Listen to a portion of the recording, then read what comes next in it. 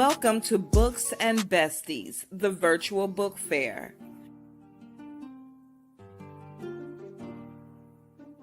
Share this link with others and get ready for something awesome.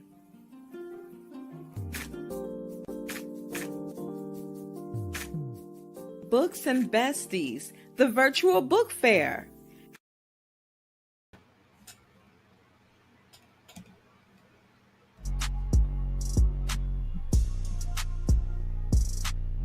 Good morning, good morning, good morning, good afternoon, good evening, whatever time zone it is for you. Welcome to today's episode of Books and Besties, the virtual book fair.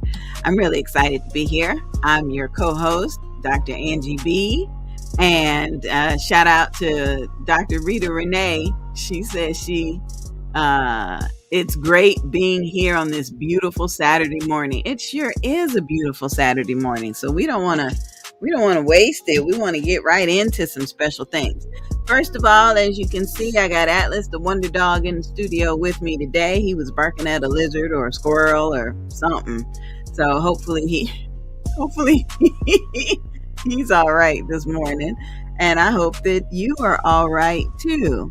It's a lot going on in the world. And if we did not have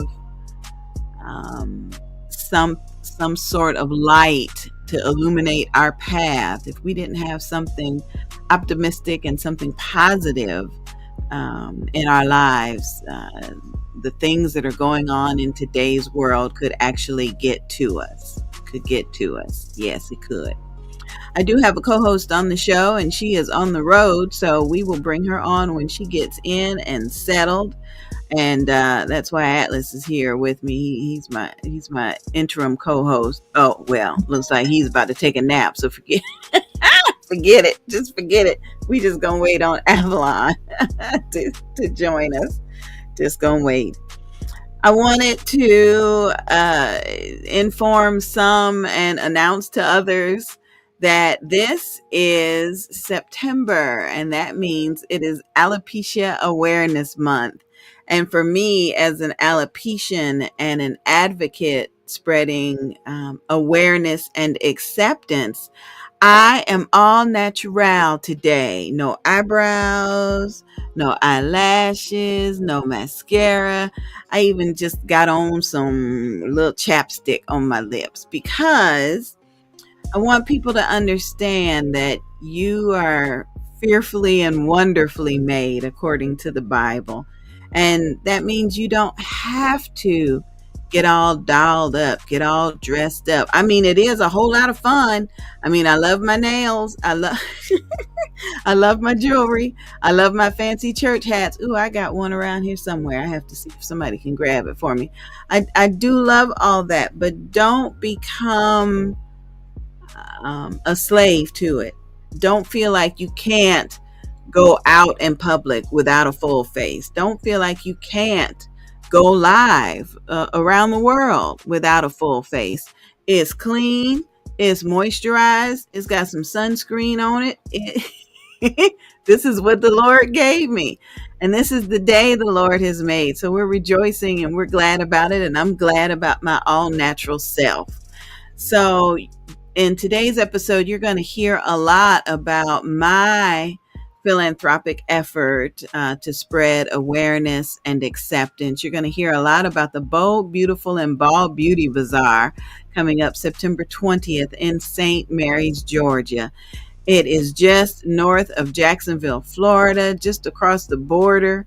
And we would love for you to join us. We would love for you to stop by and shop with our vendors or purchase a couple of raffle tickets in the 50/50 drawing. We'd love for you to meet the models that are alopecians just like me that are coming in from all across the country. We'd love for you to meet them and encourage them as they strut the blue carpet. We would love for you to be a part of that.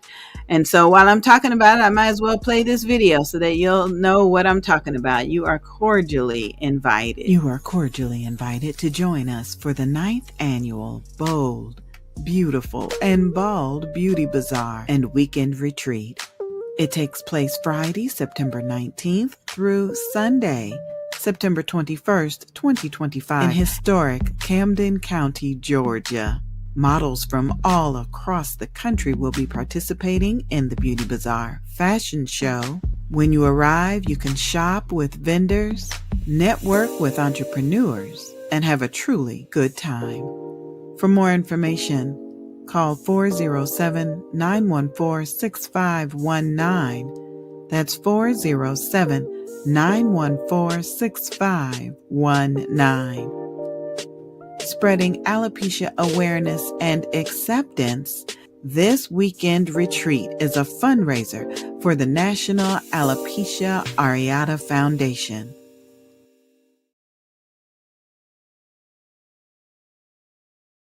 Eden, as intended, is an online, all-natural beauty products business.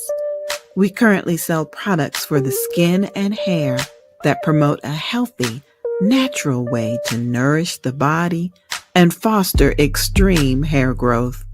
At Eden, as intended, our mission is to create, promote, and sell herbal products that support the well-being of the total body with maximum results, ushering the body back to natural remedies just as it was intended. Specialized products can be made per request for more serious issues like alopecia, eczema, etc. Search for Eden as intended. Call 904-356-3502. Eden as intended. Living with anxiety and depression can feel like you're drowning.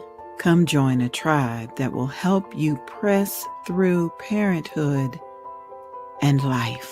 maternalmattersfavored.org, mmfavored.org.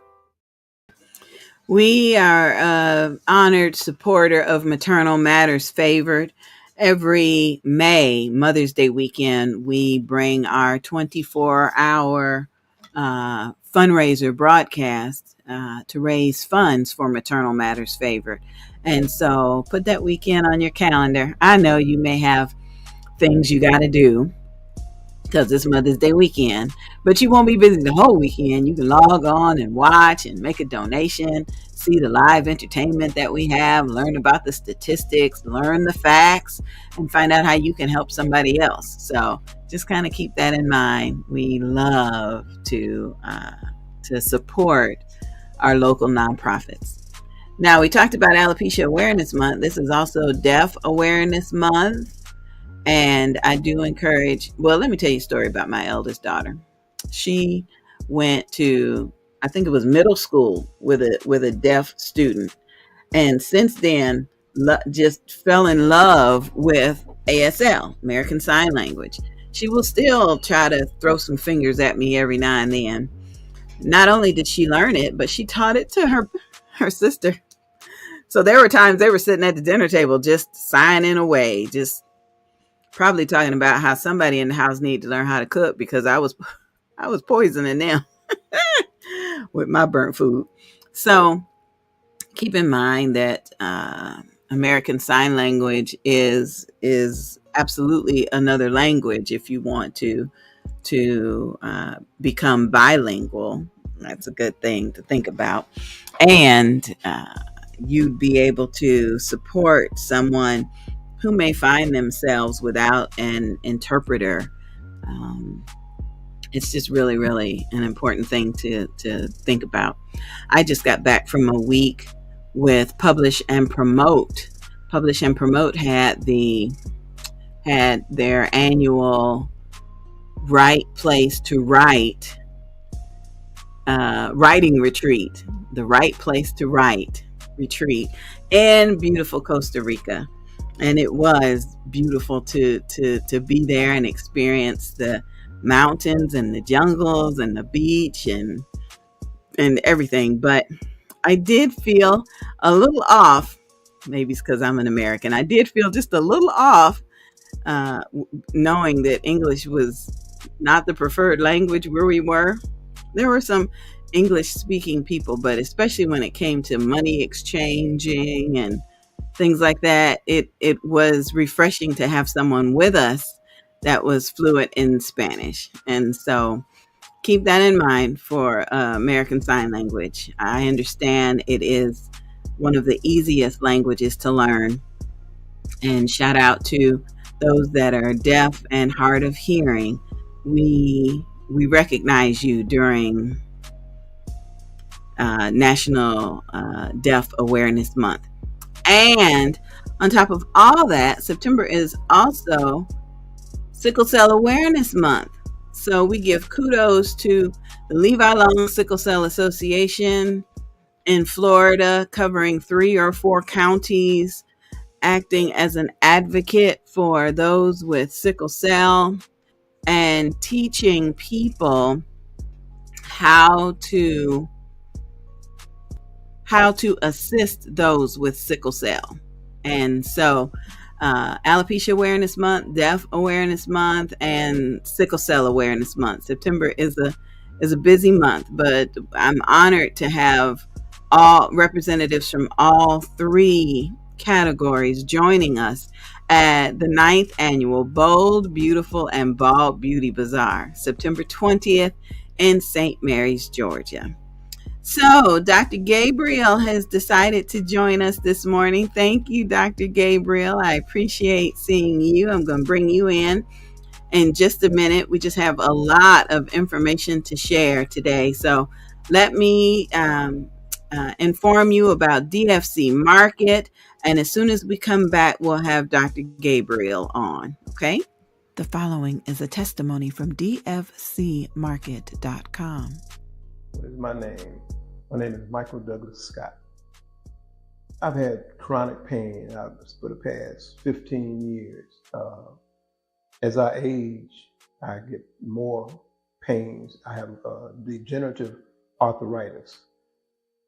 I have basically 14 different medications, and they range from sleep apnea, trazodone, to ibuprofen, to meloxicam, to gabapentin, these are pain medications, about 6 different pain medications, medications to go to sleep.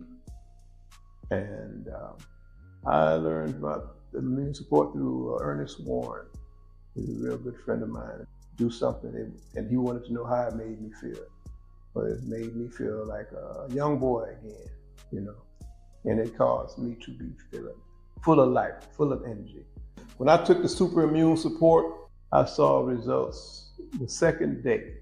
Several friends who really wonder what the heck's gotten into me, because I'm jumping all over the place. I catch the bus and the train. I drive my van to the train station and use the stairs. And every chance, all day I'm jumping up and down and doing push-ups, not push off the walls, jumping jacks, just full of energy. I've lost 25 pounds since December the 5th.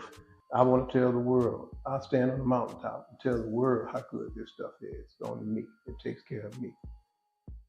My name is Michael D. Scott, and I take super immune support beta-glucan, and I think you should too. Visit www.dfcmarket.com for more information.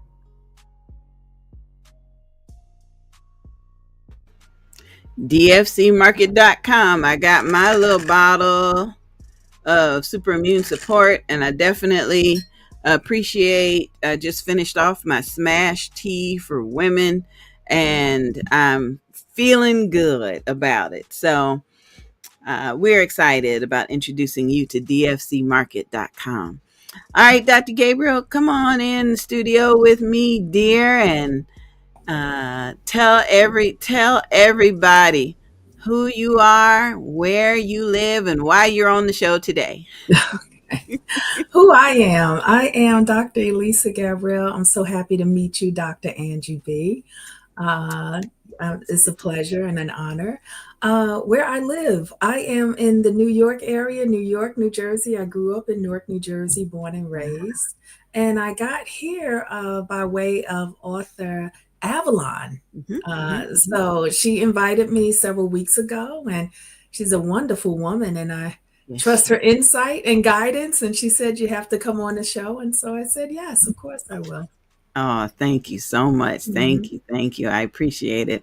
Avalon is my co host, and she is on the road right now. She may be able to join us before the show is over, but she just wants everybody to know that she appreciates you for accepting the invitation because Yes. we get to really talk to an eclectic tribe of folks. Yes. Well, So, I'm so happy to be here, and I appreciate your time and the consideration in having me absolutely. Absolutely. So, tell us what you're most excited about today. today. You know, every morning when I wake up, I get another chance to get it right. Mhm, So mhm. that's pretty exciting. You know, It we is. take the gift of life for granted, and it is a gift that comes each and every day. So today I am excited. I get to experience the gift. I get to meet new people like you.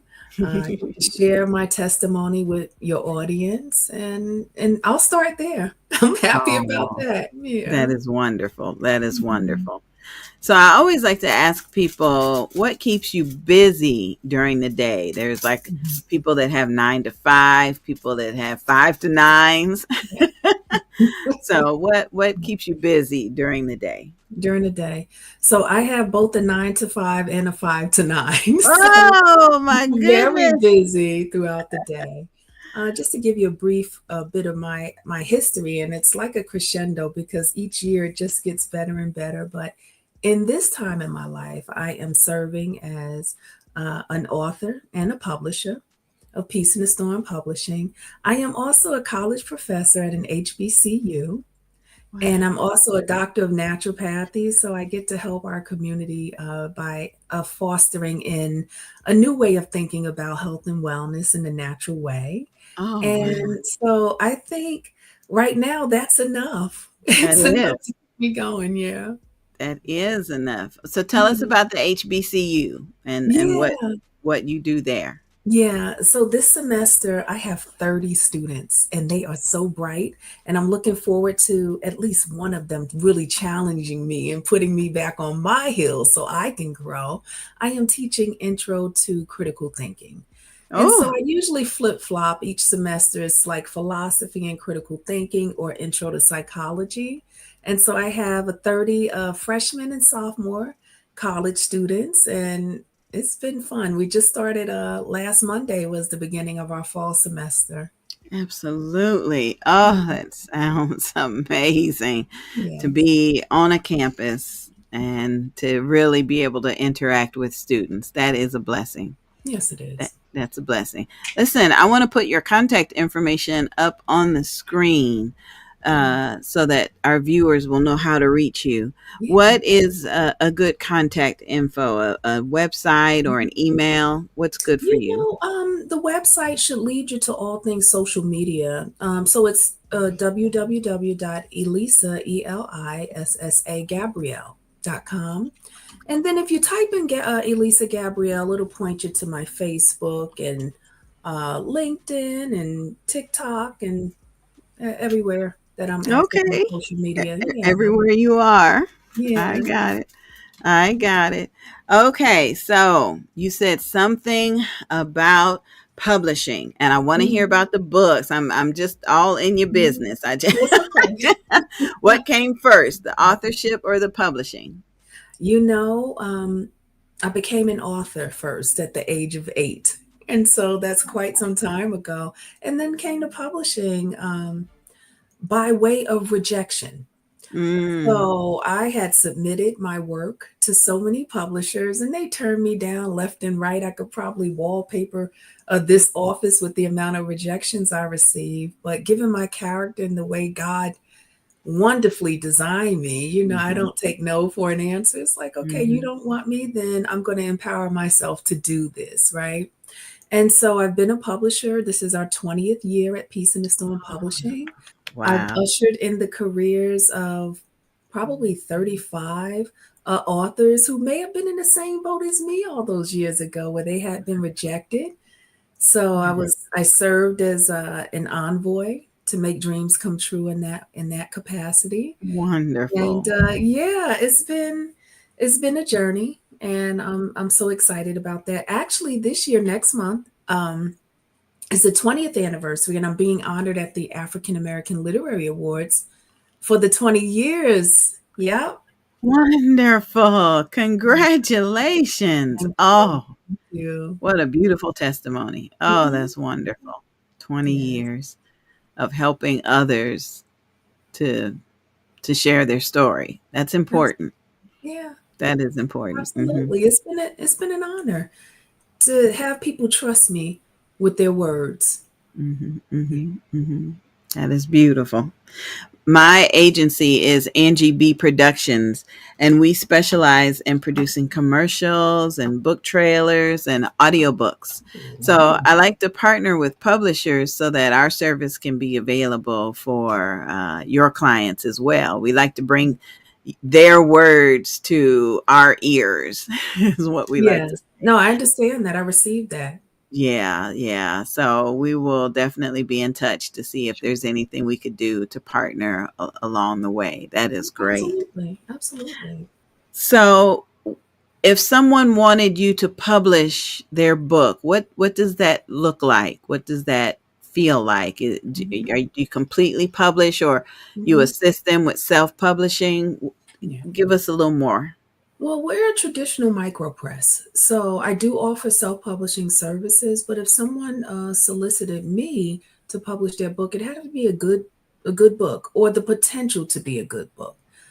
But I'd have to sense that they had good character because I can take a C-rated book and make it an A, but I can't take an F-rated character and make you exceptional.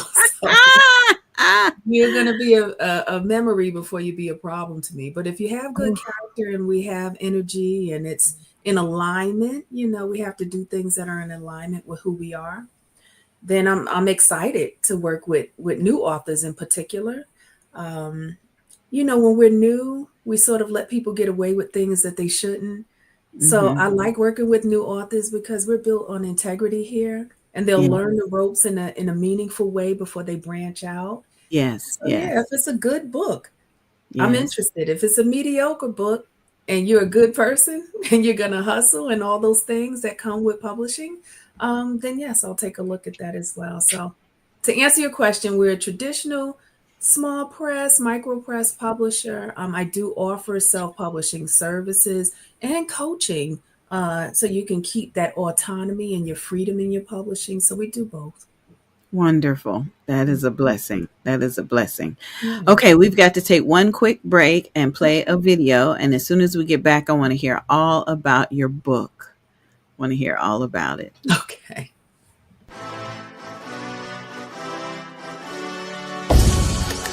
Hey, what's good, man? It's your boy T Horn. I'm that new breed. And see what I am? It's something the world has never seen. And something the fake Christian can only dream. I'm that new breed. Yeah. Introduce y'all to something new. Not a stereotype. I'm that new breed. I'm rebuilt. Remade. Not fake. I'm that new breed. New breed, new breed, new breed, new breed, new breed. I'm that new breed. If you or someone you know needs help coping with depression, anxiety, or PTSD, overcoming low self-esteem, or managing major life transitions, we invite you to schedule a free consultation call for telehealth clients. Shekinah Downs, licensed clinical social worker, is now accepting new telehealth clients.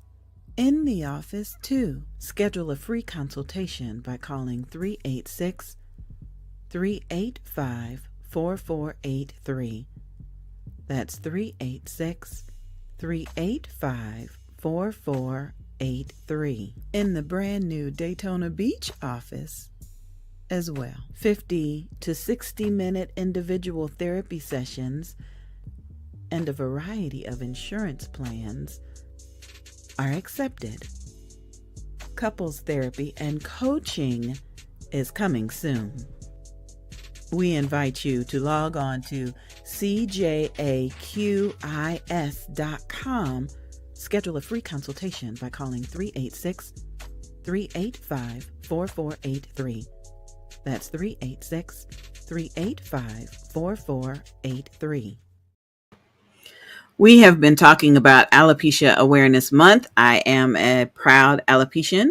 Alopecia is when your body rejects your hair or refuses to grow hair, and it is considered an autoimmune disease. We like to educate and advocate acceptance.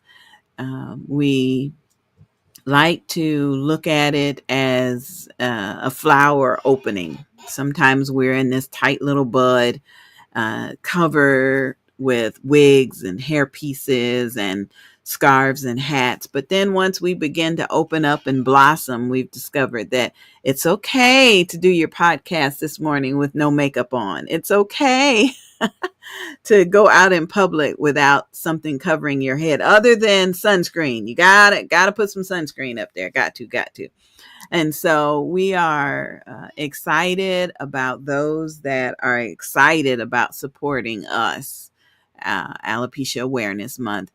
Our next fundraiser takes place on the 20th of September in St. Mary's, Georgia.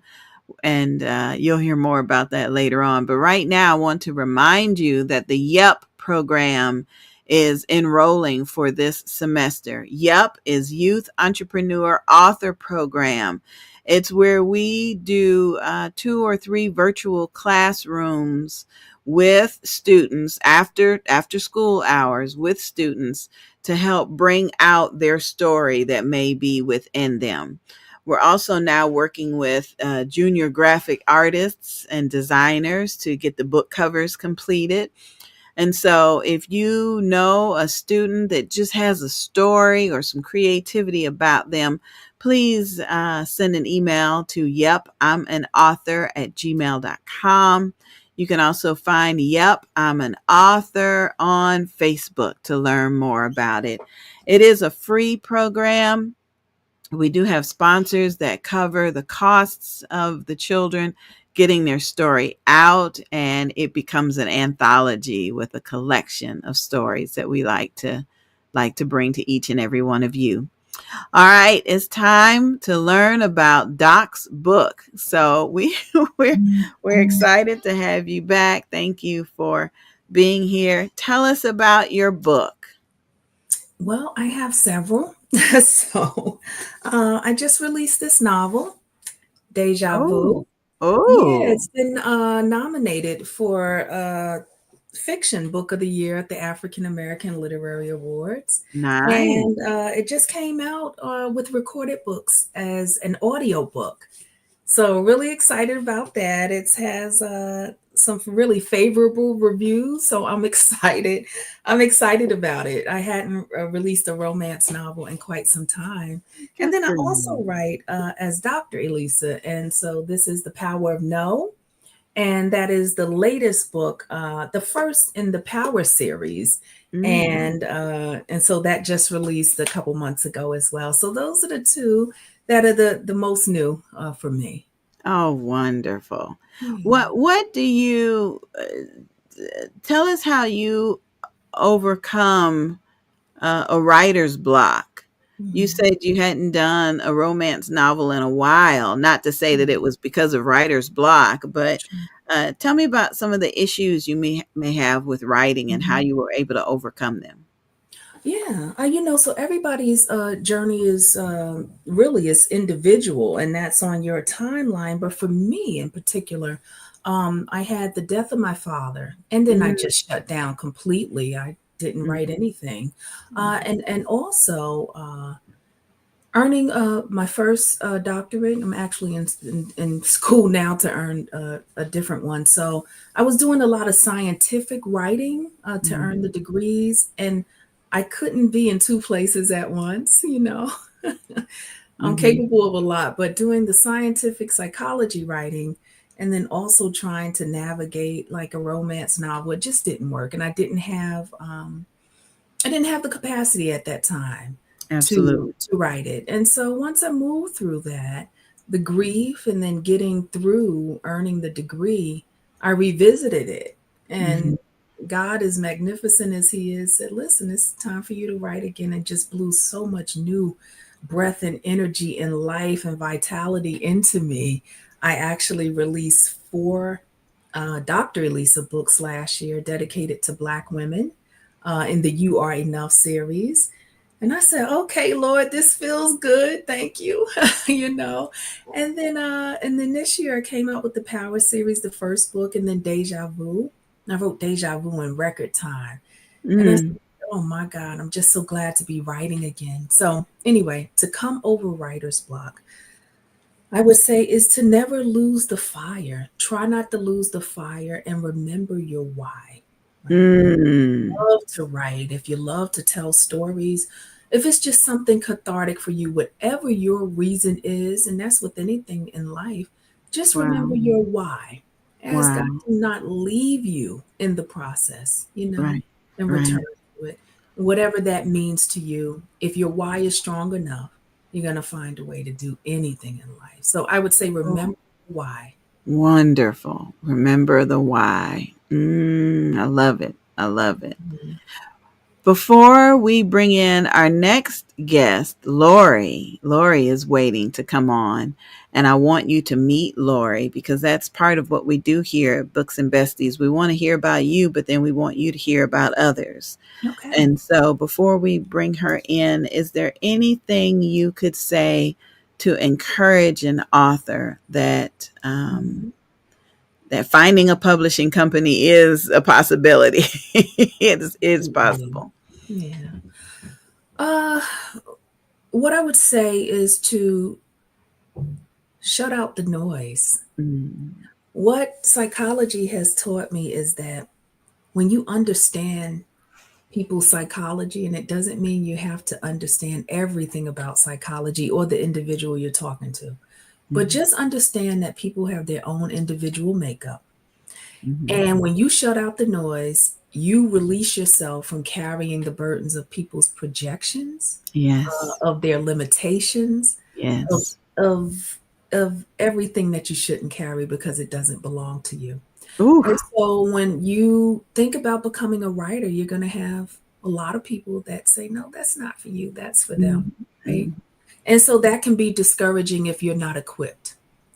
Shut out the mhm. noise. You want to be a writer? Why? Remember that why. But you have to shut out the noise from other people. Yes.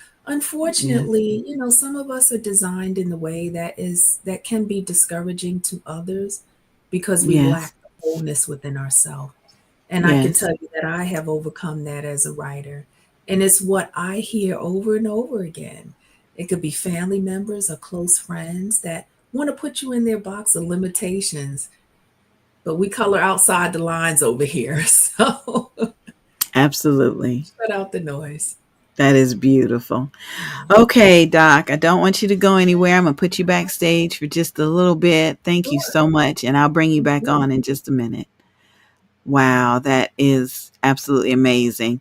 Next, we've got Lori, and I'm bringing you to the stage, Lori. I love your background. Thank you so much, dear. Thank you. Thank you. Welcome to Books and Besties. Thank you. This is so wonderful to be here. I'm so honored and pleased and Oh, excited. yeah. We're excited to have you. RiseAboveGrief.com. I tell you, I just found out yesterday I lost a cousin. And so I'm functioning in a professional way because Mhm. life must go on. But how do you rise above grief? Tell us a little So bit about sorry. that. So sorry to hear that. Mm, Well,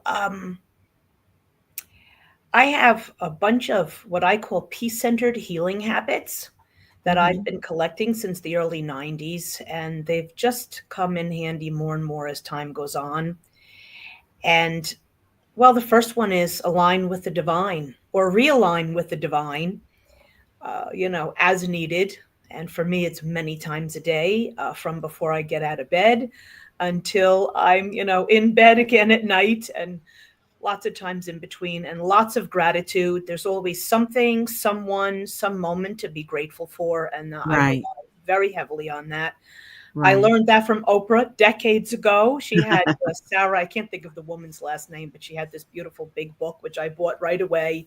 And it really changed my life to Oh, have that focus. Yes. wow. Yeah. And I've been grateful for that because it's gotten me through a lot of different kinds of grief and loss, with parents, aging parents. I lost my mom to dementia in November of 2019. And that was, quite a few years of lots of grief through that.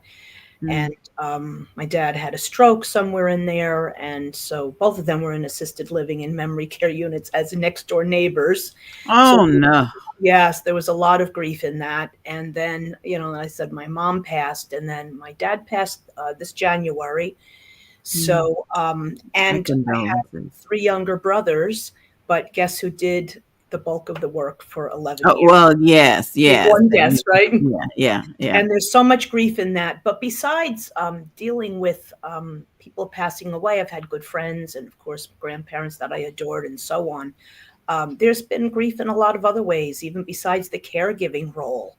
I ended up, because I wasn't taking care of myself, I was busy taking care of everyone else. I ended up with very serious, several right in a row in a 3-year period of life-threatening illnesses. And there was so much grief in that because for months at a time, with several of the things that came up for me, I was stuck at home. If I wasn't in the hospital or the ER, I was home, and I didn't have a choice but to ask for help and accept help, both of which had not been easy prior. And so there was grief in that, and I had to let go of a job that I considered a joy. I always said my job is a joy, and that was a major loss for me. And I had a lot of peculiar losses growing up that weren't about death, but they were just sudden losses of relationships that you didn't see coming. And the situations were, like I said, very peculiar. So, but number one for me is the align with the divine. I also, when I remember, because, this is always about remembering how to take care of ourselves, right? The breathing and the hydrating and the reaching out for support and asking for help, and not trying to go it alone, because I Yes, think so many of us do. I think we're programmed that way. It was role modeled for us. In yes, many cases, for myself, it was my mom and my grandma who role modeled. Everybody else comes first. yes, yes, So yes, yes, yeah, so there's yes. a lot of I hear over and over that we lose the caregivers before the patient because the caregivers, yeah. yeah. So, And I was concerned about that for a while. It was very mm, scary for me. And mm, then I thought, if something happens to me, which I was trying very hard for it not to, but if so, who's going to take care of my dad? So, but it didn't work out that way, thank goodness, and I'm feeling great. And now I'm on to writing and so on. And the riseabovegrief.com, that's actually a free checklist of 10 tips on how to lighten your load when dealing with loss that I put together after my mom died. So that's just to help anyone and everyone, and it's with any kind of grief. And my book, Grief Relief, just came out. oh, I have it backwards. All right, I no, thought no, no. We can read it. It looks. all Yep. right.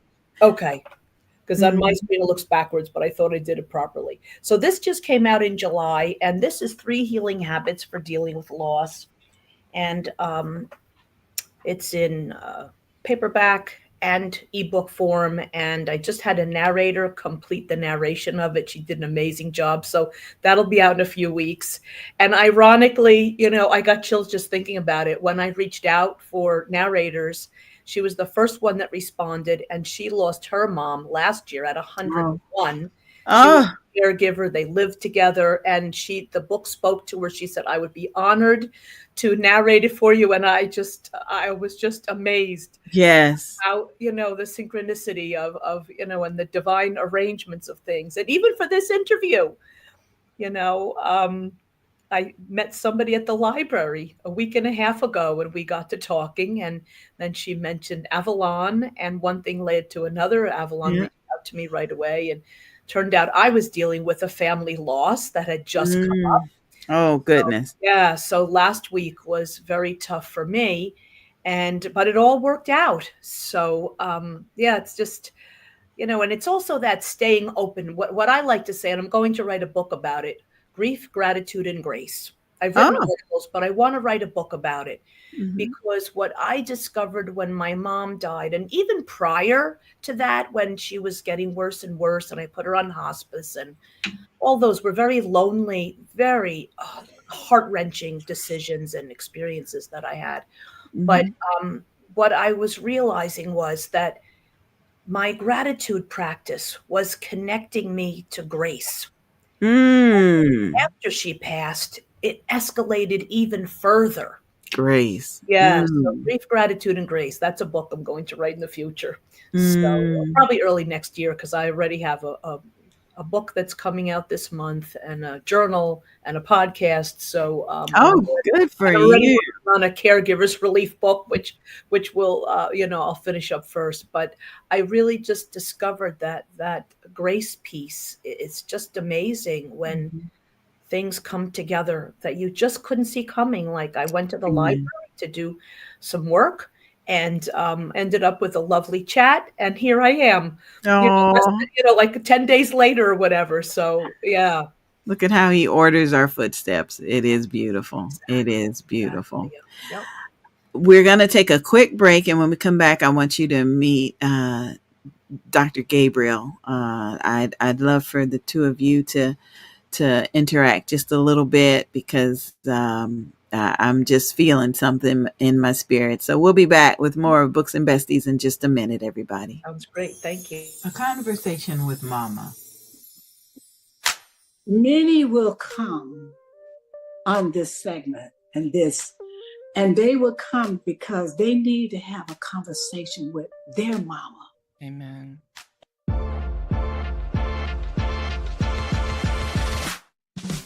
A Conversation with Mama is a series of episodes that discuss different topics that are important to you. Standing on God's Word and the Scripture as found in Proverbs 31:26.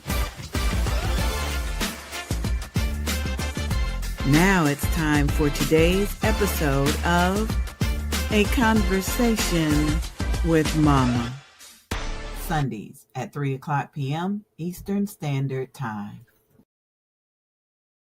Please allow us to introduce you to one of the graduates of our YEP program.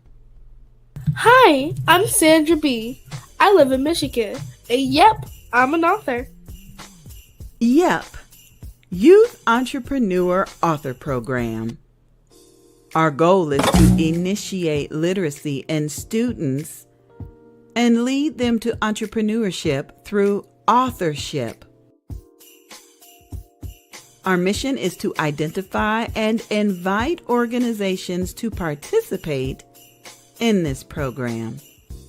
Students participate in virtual writing workshops where they are encouraged to write their stories and provide reviews of stories read. We ask you to support our youth. For a donation of only $50, your company or organization will be mentioned as a youth supporter in the next audiobook. Send an email to yepI'mAnAuthor@gmail.com to provide a scholarship for a young person to participate. Yep, I'm an author. Proceeds are accepted and disbursed by Angie BEE Productions. And now, These students are authors and entrepreneurs. Follow us online. Just search for Yup, I'm an Author on Facebook. Use the hashtag Yup, I'm an Author. Or call 407-914-6519. That's 407-914-6519 for more information. This program is sponsored in part by Angie BEE and Barty Productions. Yep, I'm an author. Like I said earlier, it is time to register our next crop of students so that they can become authors and entrepreneurs as well. And I am just thrilled at the accomplishments that this little program has made throughout the years since the pandemic. And I'm excited to work with young people. I'd love to have Dr. Gabriel return to camera and meet Lori. These are two delightful folks. Lori, where do you live? I'm in New Jersey. Oh, see there. You probably have crossed paths every now and then. Yes. Nice to meet you, Lori. You as well. I enjoyed what I heard. I caught the tail end of your talk, and I loved every word and agreed. Thank you so much. And I'm sorry for your loss, and I Thank you. respect you for turning pain into purpose. Thank My you. condolences as well. Thank you. Makes a big difference. Lori, I'm going to ask you a question that I already asked the doctor. Give us some ideas of how to pull the book out of you. People may have writer's block or just dealing with grief of their own. How do I sit down and pull a book out if I know it's in there? What can you recommend? That's a great question. One thing I've been successful at in recent years, particularly the last few, is really paying closer attention to the divine nudges and suggestions and ideas and so on. So I try to pay attention to that. And then when I want to write, I really just connect in, to my angels, and I just do my prayer work and my other practices to just be as open and clean and clear and pure a channel as possible for God to just speak through me and work through me. Absolutely. And you know how that is, as humans, some days are better than others. Some days I'm really in the flow and some days not so much, but and I find drinking water and breathing and just continuing to connect in. And I'm going to say sometimes when I'm not in the flow enough, I just let it go for the moment. I'll either go back to it later or in the next day or a few days or whatever. I try not to push it because I don't want it to be a frustration or a negative experience. Right. So those are some of my tricks, and they usually work. Not always, but they usually work. And I'm probably not thinking of all of them, but those are the basics. And I just keep going back, like, okay, and when I was given an idea specifically, then I don't necessarily write it down, or sometimes I do, but I'll just think of whatever that idea was that I was given. And then I just do a mind map just in my mind of words and phrases that connect to that, emotions, feelings, experiences. And sometimes that'll give me another direction to pursue with whatever the topic is. A mind map. I am not familiar with that term.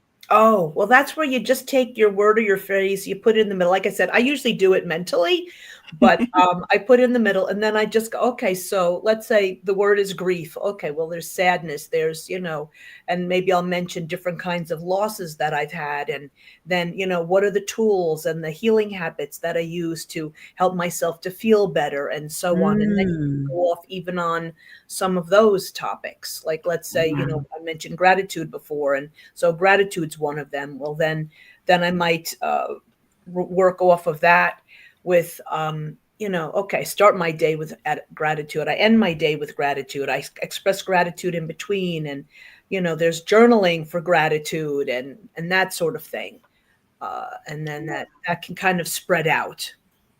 Wow. I tell you, it almost sounds like an outline for a book. You got your Exactly. topic, and then Exactly. Yep. you do that for the little chapters that are going to be in there. Yes. Yeah, That is exactly. incredible. And I'm And just going to say that for me, I mean, I'm very new to writing. I never saw this coming. I never planned it. And so, it was a divine idea, literally, because this was not part of my life plan at all. I never even liked to write.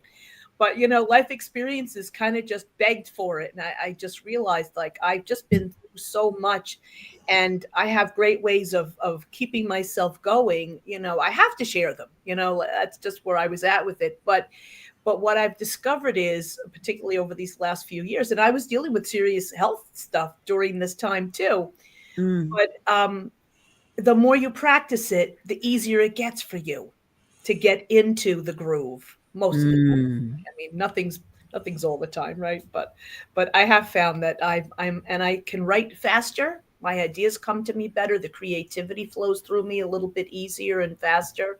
So I nice. think it's just, getting into that habit and that practice and the mindset.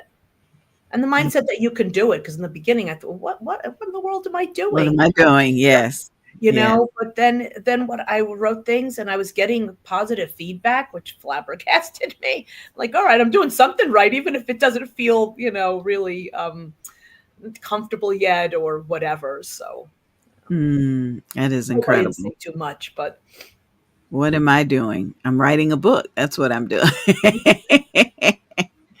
So, ladies, I'm going to put you backstage. And while you are there, you will find a private chat. That is just a chat for the guests that are here on the show. It doesn't go out in the public, but please put your contact information in the private chat so you can connect with each other. And while you do that, I'm going to give some shout outs. Dr. Rita Renee says it's great to meet the two of you. Great women, great women. I'm excited about that. Shout out to Tracy Newbill Etheridge. She's also celebrating Alopecia Awareness Month with me. Yes, we are not our hair. And Tracy, in case you didn't hear, I'm all natural today. No eyebrows, no eyelashes, no lipstick, because I want you to accept the beauty that you have. I don't have anything against makeup. I love me some fingernails and I love me some makeup, but you don't have to feel like you're trapped by it, like you can't go out to the mailbox or you can't go out to the store. I would love for somebody to see me all natural and feel empowered that they can do the same thing. And then we've got Alopecia Awareness Month this September. We've got Deaf Awareness Month this September, and we've got Sickle Cell Awareness Month this September.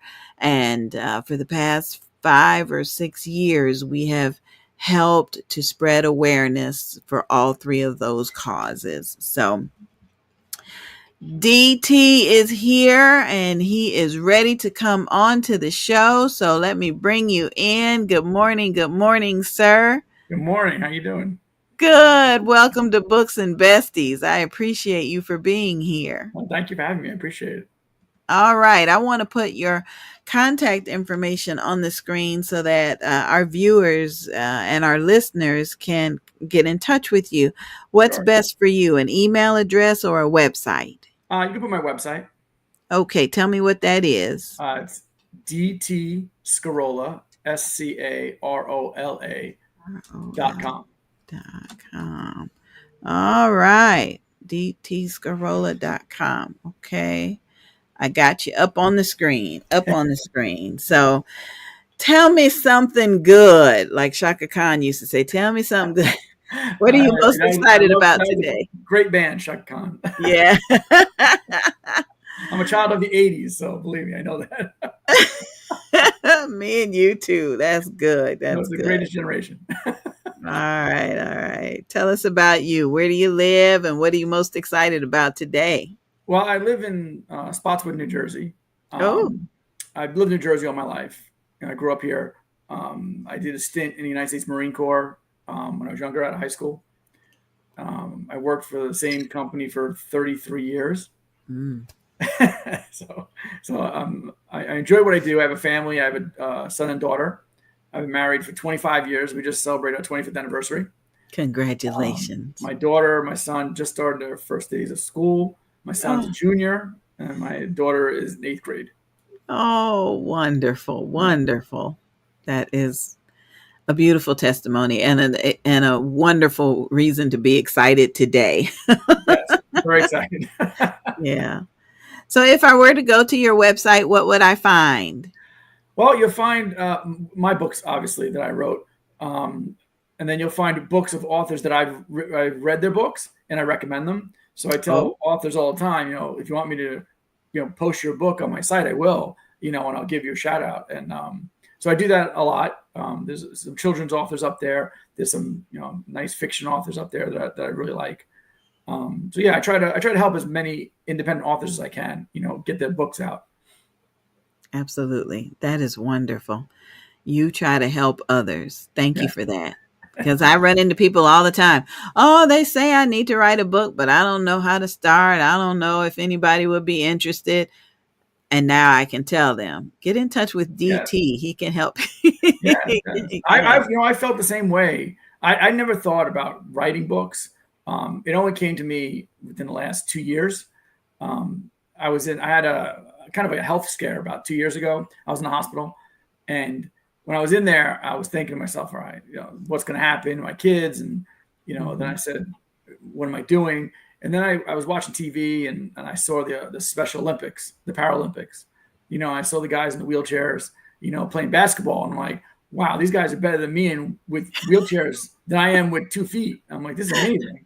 So then I thought about a story, and I thought about a friend of mine who I've been friends with for over 20 years. His name is Terry. And I wrote my first novel. And then I saw my son and I said, I remember stories I used to tell him when he was a kid. And I said, I'm going to start writing children's books as well. So I started to write my first children's book, which was My Black Friend, My White Friend. Oh, so I wanted to show, that it doesn't matter, where you grew up, what color your skin, racism ends with the children.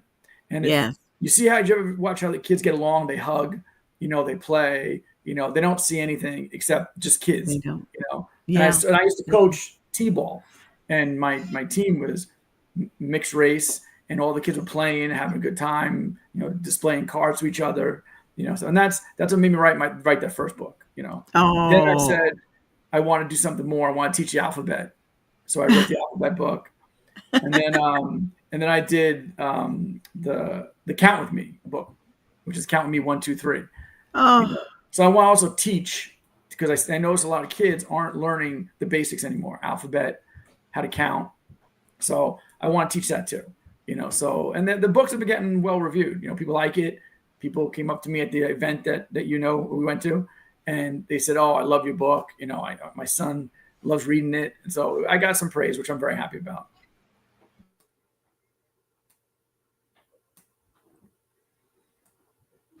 Oh, excuse me. I thought I was going to sneeze. Excuse me for that. How do you get your good reviews? I talk to authors that have no reviews and they want to know how to get them. Can you give us some advice on that? You know what? Someone told me, get as much social media as possible. You want people to see you out there, get your book out there.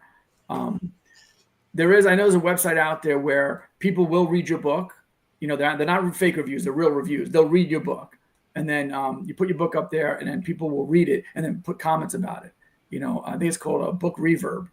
That's what it's called. Yeah. They actually have people, they pay people to read your book. and then they actually put real reviews on there, which is good. Book reverb. Yeah, I think it's book reverb, and they're very well received. And I got that from somebody at one of the shows that we were at, and they told me about it, and I've been doing that. And people, the last review I just got was amazing. It was a big long paragraph about my fiction book called "Jesus Take My Wheels," which is it's called "Jesus Take My Wheels: The Rise of Wheelchair Basketball." So look at it! Wow. That is beautiful. And it was a winner. Inspirational story. Yeah, I won 2 awards, which I'm very happy about. It's an inspirational story. It tells you that it doesn't matter what cards you're dealt, it always comes out in the end. And whatever door closes, another one opens. So Wonderful. Don't ever give up. Just because something bad has happened to you. Wonderful. And that's what the book is about. Yeah. God is good. God is good. Well, here at Books and Besties, we like for each other. We like for our guests to meet each other and to be able to contact one another. So I'm going to put you backstage for just a little bit. And I want you to put your contact information in the private chat that you see. If you haven't already done that, put it in. I see Lori's got her contact information in there, and Dr. Alyssa has her information back there. And while you guys are doing that, I want to bring Dr. Shade on to camera. I'm fascinated about the title of your book. The Be Well Women of Color. So first, welcome to the show. Thank you for being here. Thank you. Thank you for inviting me. Oh, I appreciate you. I really do. Tell me about this Be Well Women of Color. Tell me about that. Okay. Well, Be Well Women of Color came to me, and I engaged my daughter, who's a co-founder, to try to help women of color have better self-esteem, find the loopholes that they often miss trying to assimilate into the culture. Yes. And a part of that is our inability to embrace rest. Yes. We're not always good at stopping the grind. We go from one place to the next, and we work and we work. And so I wanted to educate as well as expose them to other ways of living. And I used the wellness wheel, which has all these different components to it about what it looks like to live a healthy, balanced life. Wow. And we had our first conference 3 years ago, and it was well attended, and we had a launching. And since then, we've been having large as well as smaller group events.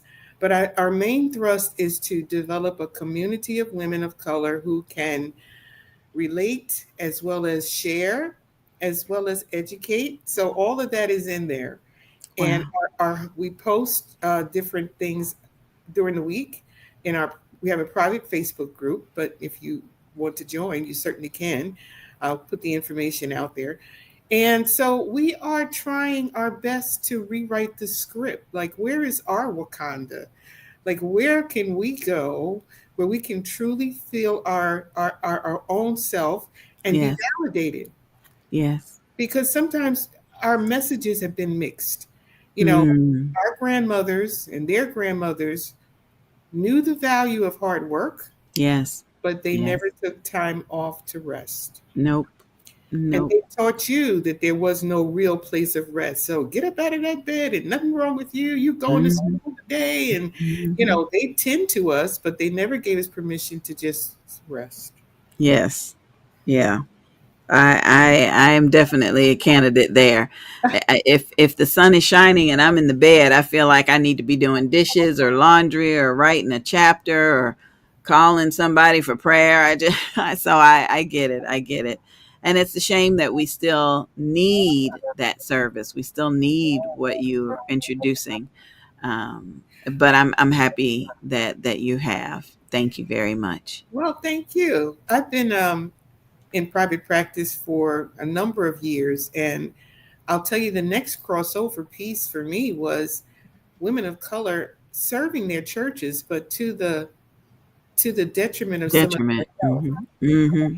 Not that, listen, I'm a church girl, so, but Mm-hmm. there comes a time when choosing between the other people's expectations and knowing Yes. your own limit.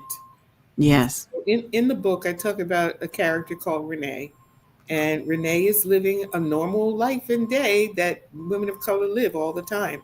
And there's the health, there's the money shortage, there's the impatience, the frustration, there's all these things that we don't know how to verbalize or acknowledge. And so when her partner gets home, she's snapping and barking and et cetera, et cetera. So I Yeah. take us through her journey a little bit. Yes. Yes. That is absolutely astounding. That we still need that piece of encouragement. So thank you for that. Thank you for that. We've got a couple shout outs that I need to do. Literary Indulgence Bookish Delights says, I feel guilty if I rest. And so thank you for that, because I thought I was the only one. I feel guilty. And we've got we've got some hearts and some thumbs up on our Facebook page. We do appreciate you for being here.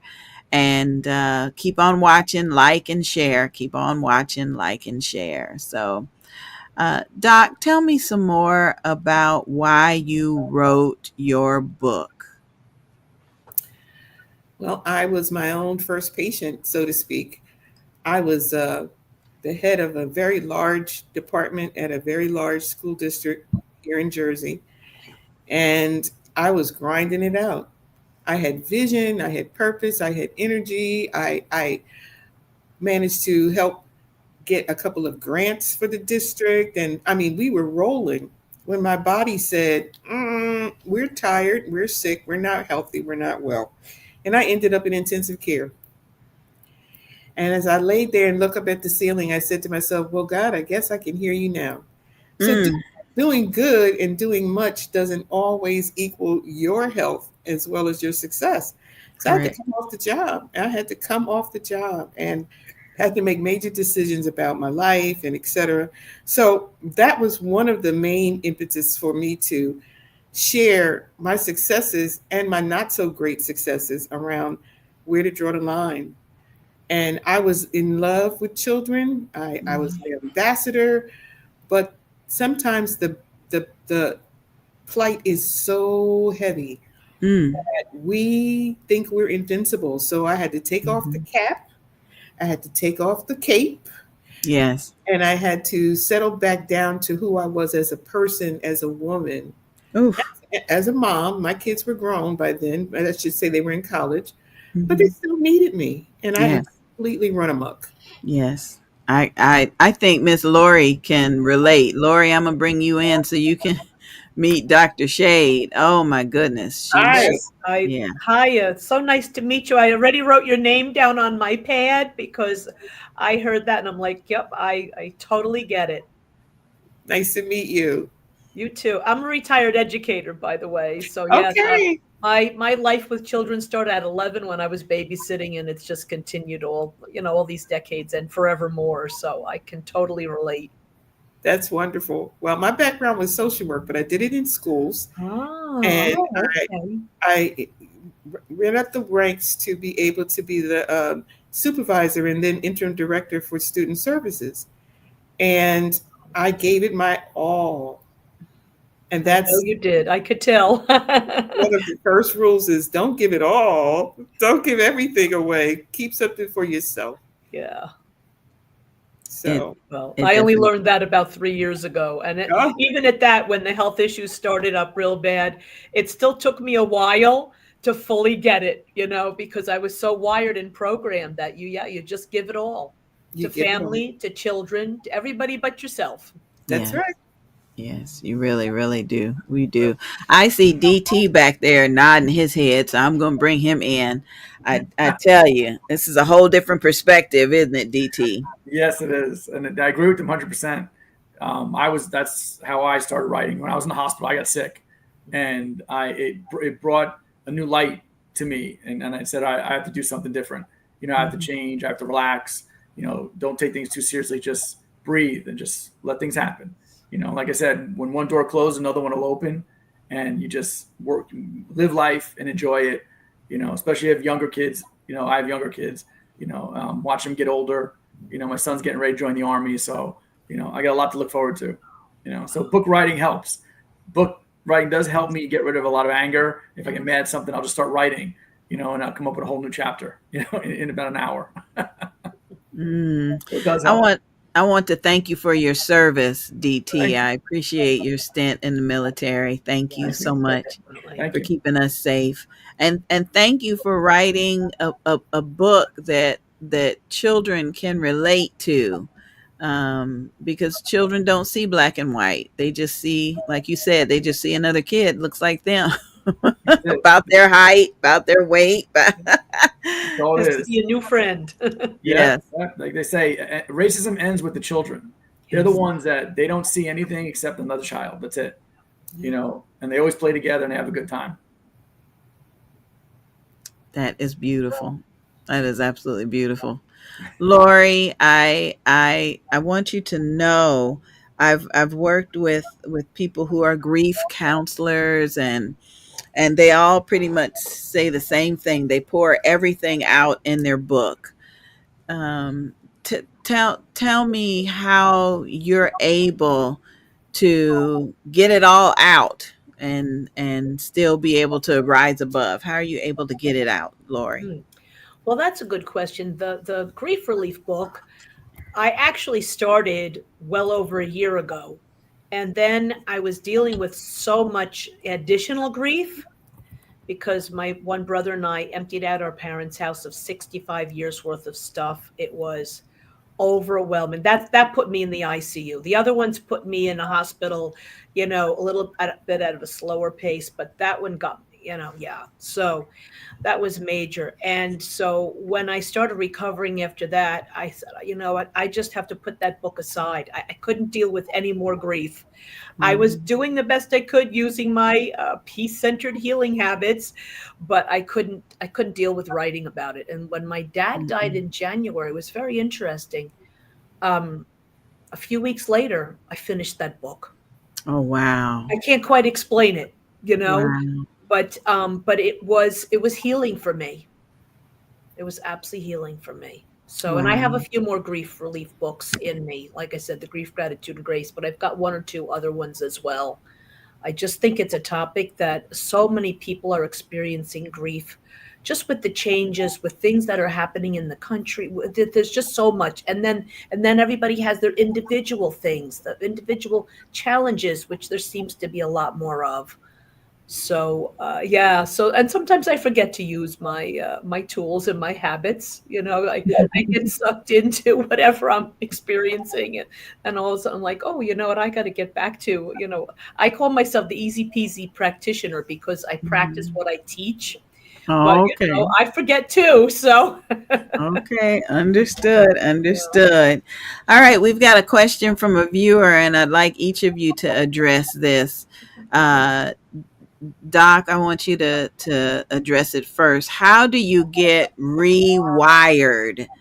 Is it when you're forced to do it? And how do you go about it? That came from Literary Indulgence, Bookish Delights. How do you get rewired, Doc?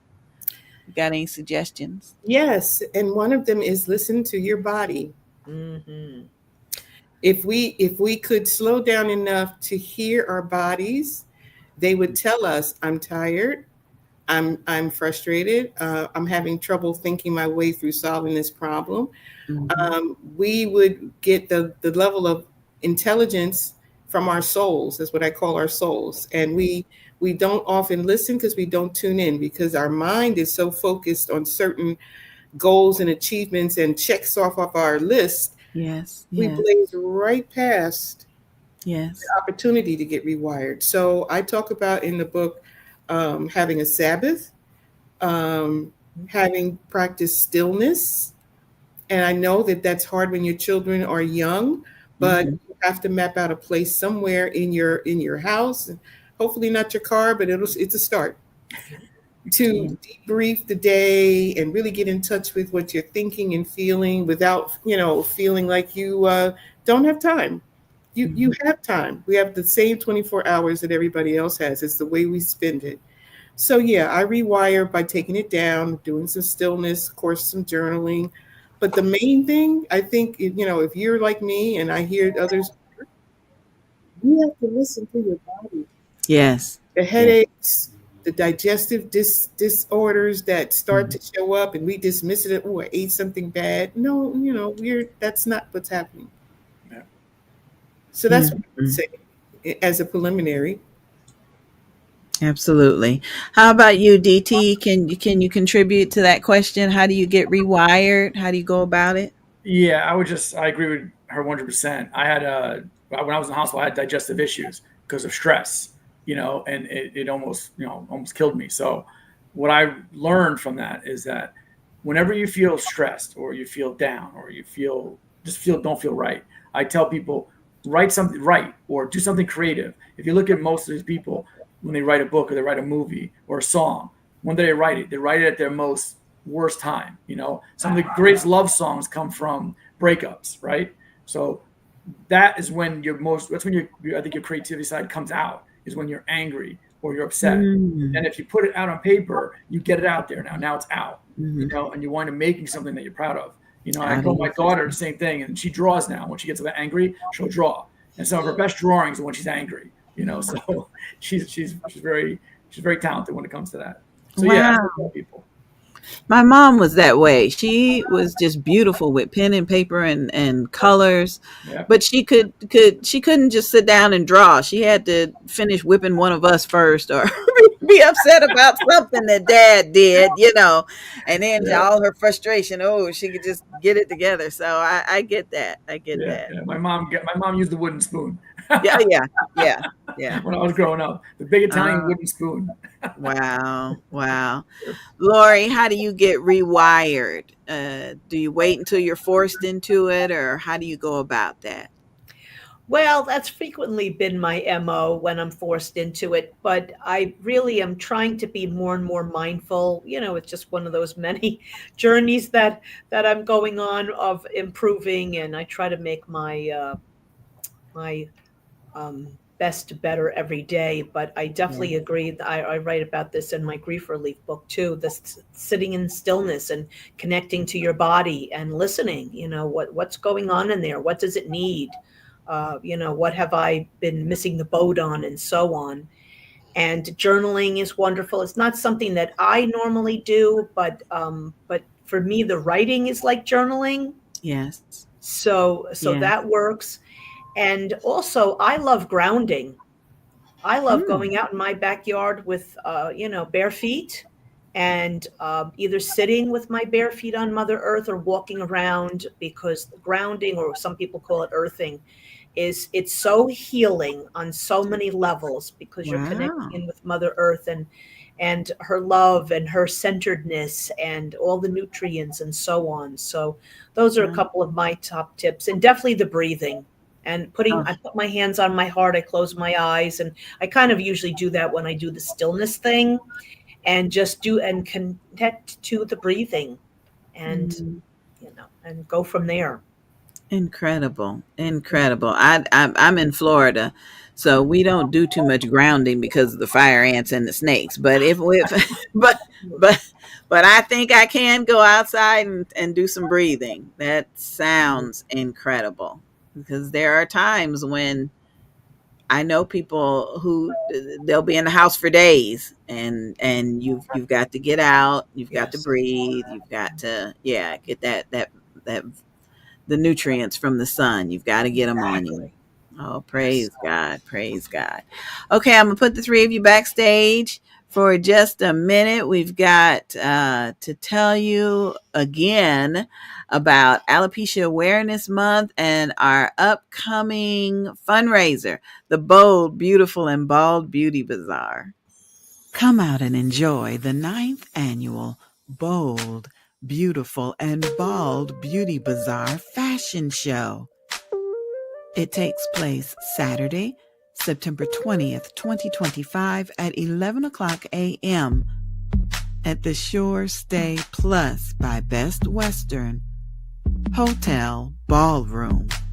located at 2710 Osborne Road, St. Mary's, Georgia. Admission donations are accepted at the door. This is a fundraiser for the National Alopecia Areata Foundation, a 501c3 nonprofit organization. For vendor registration or more information, send a text to 407-914-6519. That's 407-914-6519.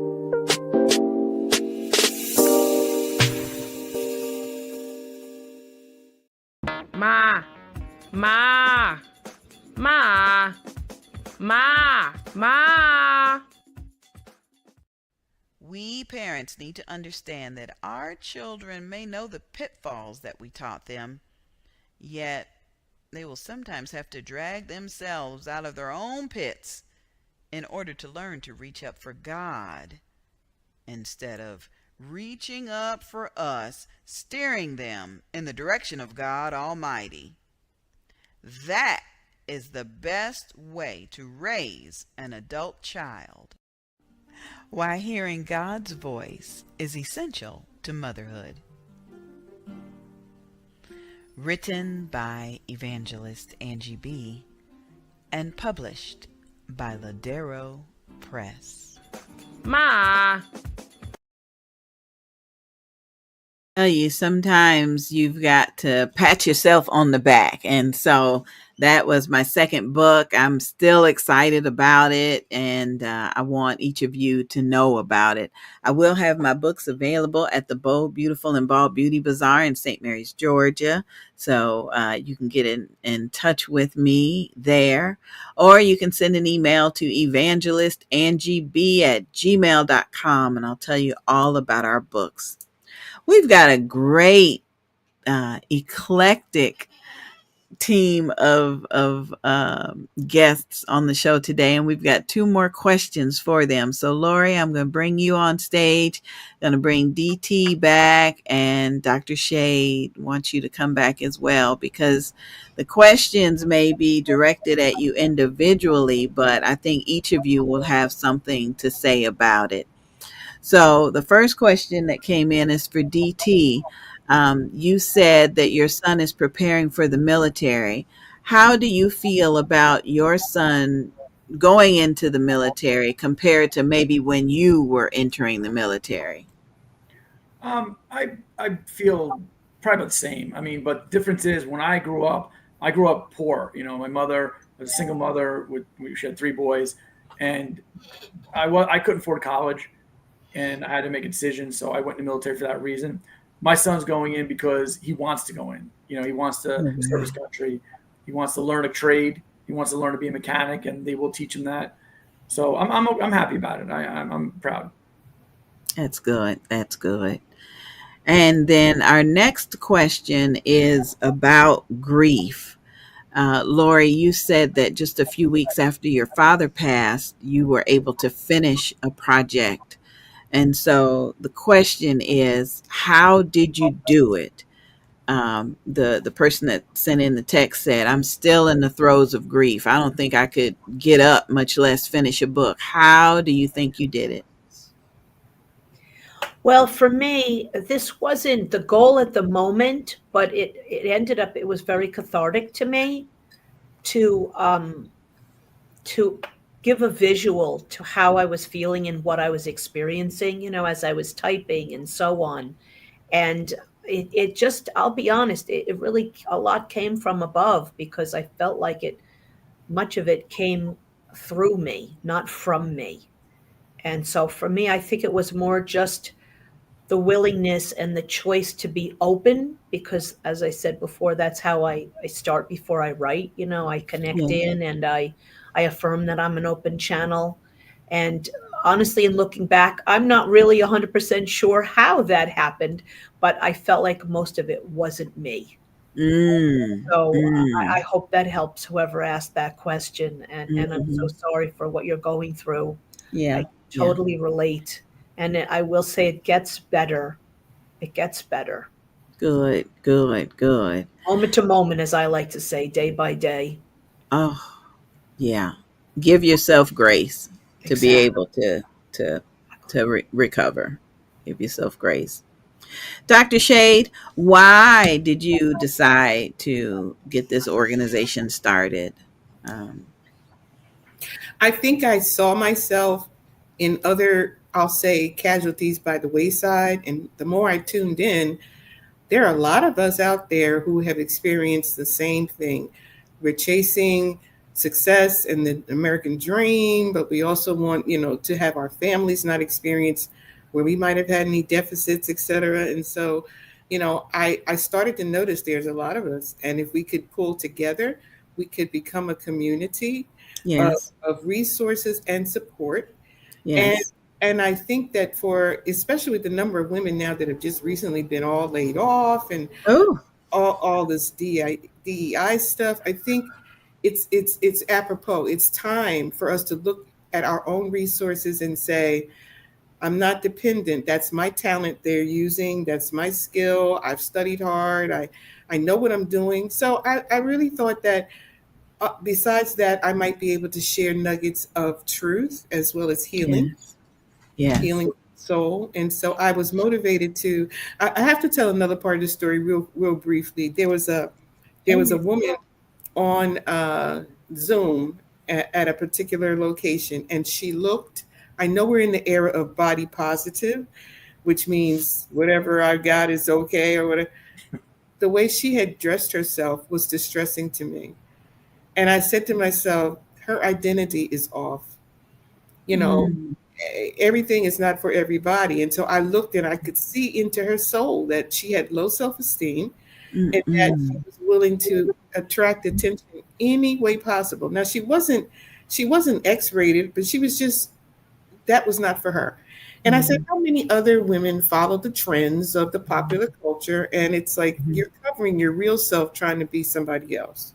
Ooh, That yeah. was another motivation. I was like, these younger women, and even in our age group, I was like, it's time for them to understand that they are not the product. They are not the outward picture. There's something unique in you and about you that you need to discover and then honor. Mm-hmm, So, mm-hmm. yeah, I was Amen. motivated because Amen. I'm like, we got to get excuse me, we have to get the word out that we're okay. And if we're Just not okay, an honor. we need to move to a different strategy. Mm, mm, mm. You need to discover and honor. That is beautiful. That is beautiful. I want you. Oh, go ahead, Lori. I just wanted to add to my answer because I'm a thinker and things come to me later to whoever asked that question. It could be various mediums. It could be drawing or painting or, dancing, whatever this person, has a passion for, an interest in that could help them. For Mm, me, it was the writing and which was a new wrinkle for me for sure. But it could be anything, mm, and definitely connecting to other people for sure. And if it was the loss of a loved one, then, maybe making a scrapbook or a collage or something, something that you're going through the positive memories. It probably, will bring up a lot of tears and whatnot, but it will hopefully also bring up a lot of sweet, loving memories and so on as well. So there are a lot of different ways to do it. wow. Yeah. Absolutely. Well, I want to really give kudos to each of you because we've got a testimony here that I'm going to put up on the screen. Literary Indulgence Bookish Delights says, I've been experiencing digestive issues for the last few months and I can't figure it out. I've been looking at my food intake, but based on this conversation, my body may be sending a sign to me. So glad that I stopped by today. I need to listen and stop procrastinating on the fast paced schedule, the late night working, and the inadequate amounts of sleep. Thank you for sharing your information. Thank you, thank you, thank you. Great This, insights. oh Great my insights. goodness. This is wonderful, wonderful. Thank you all. I'm grateful to be. If we can just reach just one, then then we've done well. We've done well. Well, literary indulgence, bookish delights. I hope you can connect with Dr. Shade. I hope you can connect with Lori and DT, because I do not believe it was a coincidence that Avalon scheduled the three of you for such a time as this. Avalon did a great job She scheduling did. the three of you. It's almost like a theme that we have going on, almost like a theme. So, do have another question for DT. I'm wondering why everybody's fascinated with this military thing, but they are. The next, oh, where did I do with that question? Oh. How do you get your son prepared for the military, DT? How do you? Well, I mean, in the military, it's a different atmosphere. One thing I'll say about the military, people give it a bad rap, but all right. So when I grew up, in a prominently Italian, Catholic, Yugoslavian neighborhood, and there wasn't many, Black African American at all. When I joined the military, I actually was in a platoon, and what it does, it brings you together with people of all cultures. And I've learned what I learned from the Black community. I learned from the service, because I would talk to people, talk to them. We become roommates. We learn about each other's cultures. I had a Thanksgiving in Okinawa, Japan, with my sergeant, and it was the first time I had Thanksgiving away from home, and I had it with him. And it reminded me of that movie. Who remembers that movie, Big Mama's House? Oh yeah.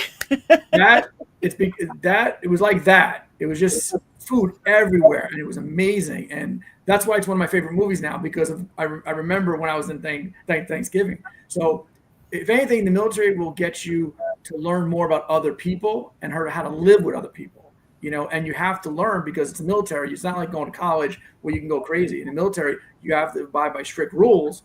So you have to learn to live together and work together, and as a team. And on the battlefield, there is no black, white, Spanish. There's your fellow military man saving your life, and that is what it's about. And you can learn a lot. I learned my trade from being in the service, because we couldn't afford college. So I learned it there. And my son's going to learn helicopter mechanics in the military, which he couldn't learn out here unless he went to school. And we don't have the money for that. So, they're going to pay for it, which is great. So that's why I use it for you. It's what you get out of it, what you put into it, Yes, absolutely. Thank you for that. Thank you. And thank you to the audience member that sent in those questions. I do appreciate that. I do. Dr. Shade, can you tell us more about your book? Tell us more about why you wrote it, and why. Oh, I think we lost her. There she is. She's back. There you are. You're back. Tell us more about your book, and why it would be a good addition to my library back there. Well, it's written kind of as a journal as well as an educational tool, and it gives you time to reflect on each of the areas that are being covered. So, for instance, when we talk about your soul, we are asking you to evaluate your own spiritual connection, whatever that is, because we're three-dimensional, and so we sometimes neglect the spiritual side of ourselves, and that doesn't necessarily mean church. It means connecting with the power greater outside of yourself and realizing that you are spirit and soul and body. And so we spend most of our time in our heads, but as I said earlier, we don't always honor the body. And there are exercises in that book that help you to drill down into who am I as a soul, not as a person where I show up with different faces, who am I at work and who am I at the grocery store, but who am I? And so in that way, we try to help you discover what you feel your purpose is, what you're drawn to, what your natural attributes are. Like for me, when I went to high school, I was telling on my bio entry for grad school, I've always been the person that people gravitate toward by the locker. I've always been the one that they come near when they think they have a problem or they just want to express themselves. And I said, I had to track that back to, this is who I am. I'm a listener, I'm a healer, I provide therapy. So the book kind of merges the principles of that. And as I said, there's a 5-step strategy in there that I think everybody could learn from, you know. Mm. So that is, feeling safe as well as the stillness. I like what Lori said, even about the grounding, that's in there as well. Yes, yes. And being able to understand what's around us that's available that doesn't cost money, That's right. it costs time. And Yeah, time is the commodity that we have to spend so carefully because we don't get it back. right. So you would want to Right. read my book just to get in touch with those different ideologies, as well as to say, I need to take better care of my soul, not just myself. I see myself as, Mhm. the the person you see, and the cognitive and the physical, but there's something inside of me that makes me special, even supernatural. It's my soul. Yes. Yes. And if I'm Yes. connected to what I feel is the greatest expression of our souls with our creator, we can change our lives. So I hope that's what the book would help you to do while you really put it on your shelf. I want you to take it down and look at it and use it and say, let me evaluate, where am I? And I also think for women of color, um, it's a matter of saying there is a lot of stress just being a woman of color. I got to own. Mhm. There's the microaggressions, and there's the hostile workforce, and there's the double standards, so you carry an extra backpack when you just consider it normal. Wow. And acknowledging that that's an extra backpack and a weight that you Wow. carry helps you to adjust to who you really are. An Like I said, extra backpack. where's our Wakanda? Like, from the Black Yeah. Panther, it's like, where can we be free in ourselves and Yeah. supported and lead? We have Wow. to lead ourselves and our sisters in community. Mm, mm, mm. I love it. Thank you. Thank you for making me feel better about me today. Thank you. Thank you. Thank you. I appreciate you all. Lori, do you have any final thoughts before I let you go today? Do you have anything additional you'd like to share? Yes, thank you. I would just, first of all, I want to say thank you so much. This has been an honor and a privilege, and so delightful meeting everyone and hearing what everybody has to share and what they bring to this world. So thank you for that. And yes, I'll just say that, for anyone experiencing any kind of grief, don't try to go it alone. Healing from grief is best done in a community, and with connecting with other people, connecting with a group. And there's so many resources out there that just say, don't sit home with it and sit on it and let it sit in you. Be proactive as best you can and get help. It's not only okay to ask for help, it's essential, Mm, and we all deserve that. So those are my parting words. Get it the is. support that you deserve. It is essential. It is essential. It. I think they say now. Now they say it's okay to not be okay. But Mm, I'm going to add, it is essential to ask for help. yes. Mm, And I think as women, we tend not to do that, particularly those coming from a caregiving background and putting right. everybody else first. And, Right. there might be a level of feeling unworthy, or, just it's uncomfortable because it's not what we're used to. It's maybe Right. not what was role modeled for us, like with my case. And Right. but we have to push ourselves. That's part of where the strength and the courage comes in. Absolutely. And we can do that. We can ask for help and get what we really need. Absolutely. Thank you, Lori. Thank you. Thank Thank you. you. And I appreciate you for your openness and your transparency, even through grief. Thank you so much. Thank you. Mhm. DT, do you have any closing thoughts? Anything you'd like to address? Well, I want to say, first of all, thanks for having me on here. This has been great. I'm definitely going to check out all the books that you guys wrote, because it definitely seems like we have a connection in that part, with the health. And my father just passed a couple months ago, so Mm, just our condolences. yeah. Yeah. So Sorry. I know what you're going through, But also, I want to tell people that if you want a nice, quick read, something, it's a novella, not a novel, that'll bring you up and lift your spirits up. Just go get Jesus, Take My Wheels. And I guarantee you, it'll lift you up when you have a bad day. It'll inspire you. It'll show you that life is never that bad, and that there's always another door that'll open when you think it's the end. Trust me, you'll be fine. Absolutely. Thank you. And congratulations on your wedding anniversary. It was such a milestone. And thank you for sharing. Thank you so much for sharing. I appreciate you. And Dr. Shay, you got any closing thoughts for us, dear? Well, I guess one of the closing thoughts is some of the answers, if not most, are inside. They're not outside. Mm-hmm. And when we try to measure ourselves by external measures, we sell ourselves short. Mm-hmm. We're unique, but in order to maintain that uniqueness, we have to be with ourselves and we have to affirm ourselves. Mm-hmm. And then we have to look for those affirming communities like grief. Some experiences are meant to be shared, and then there are some journeys we have to go on individually. I won't say alone, but individually. So I would just say honor your vessel, listen to your body, understand that there are some real external factors that stress you out, the job, all of these different things, and decide the kind of life that you want for you and your children. That's a good one. It may take a little time to transition, but you're worth it. That's a good one. Thank you so much. Well, I'm going to put the three of you backstage. You're more than welcome to hang around to meet our next couple of guests. And we always try to give prospective authors a little bit of a tip, a little bit of information about publishing. So we're going to have that come up in just a few minutes. The importance of editing.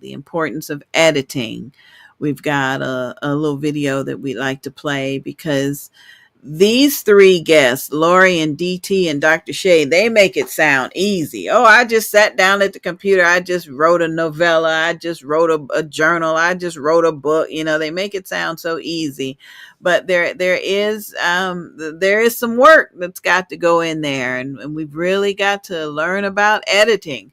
So we're going to hear about that in just a little bit. But first, we want to bring in Sister Wilkins, and I want to welcome you to Books and Besties. Welcome to the show, dear. Hi, Miss Angie. Thank you Hi. for having me. You're welcome. Tell us where you live and what's the title of your book. So I currently reside in New Jersey, and the title of my book is My Hands. Oh, is that American Sign Language? Yes, it is. Oh, this is Deaf Awareness Month, and so I'm so excited. I didn't know that. Wow. Yep. So tell me how you got started with that book. Oh, yeah. So it's a long story, but just to try to shorten it, the Lord just gave me the vision. I was in prayer one day, and I heard children's book, and I was a bit, doubtful about it and unsure because I had never done anything like that. Naturally, I'm a writer. I like to journal. I like to reflect on my life.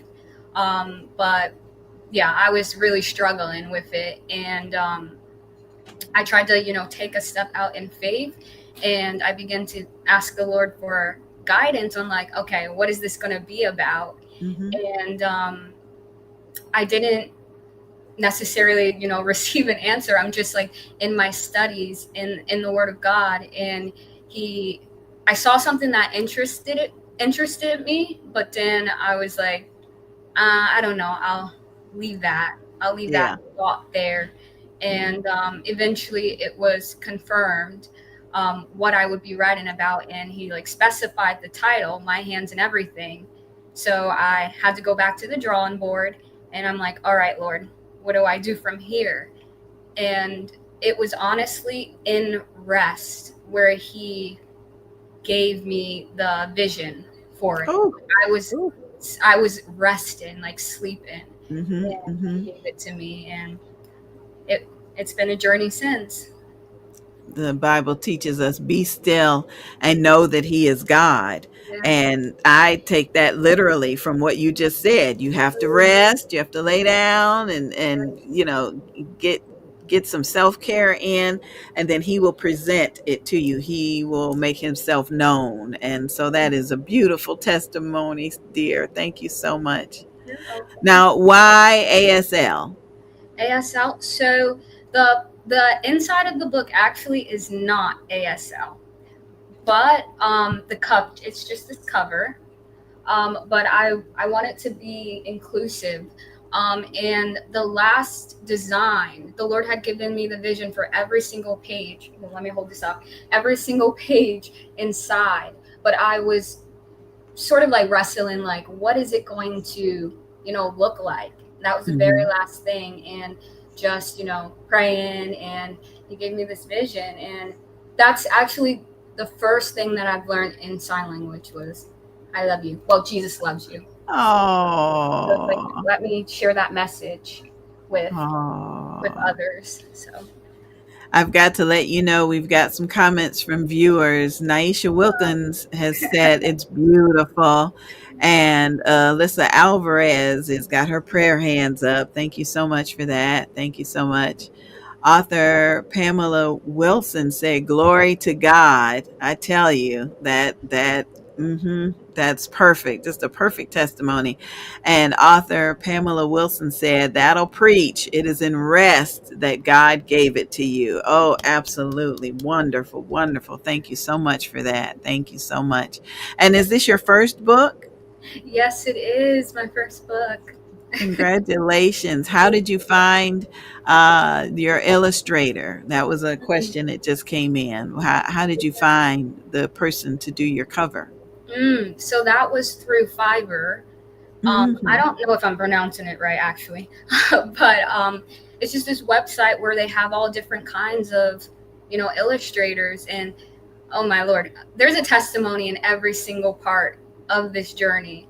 But I am a graphic designer, and I went to school for art, but I just struggled through illustrations in particular.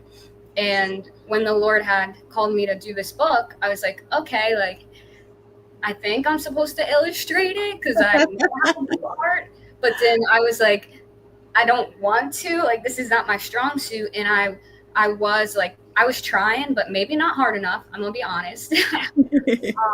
And I'm like, you know what, Lord, I just want to check out Fiverr because I've looked through the website before. Other people have told me about it, and I had a list of 4 people, and the first illustrator on the list is what we ended up going with. And the Lord just blessed her hands.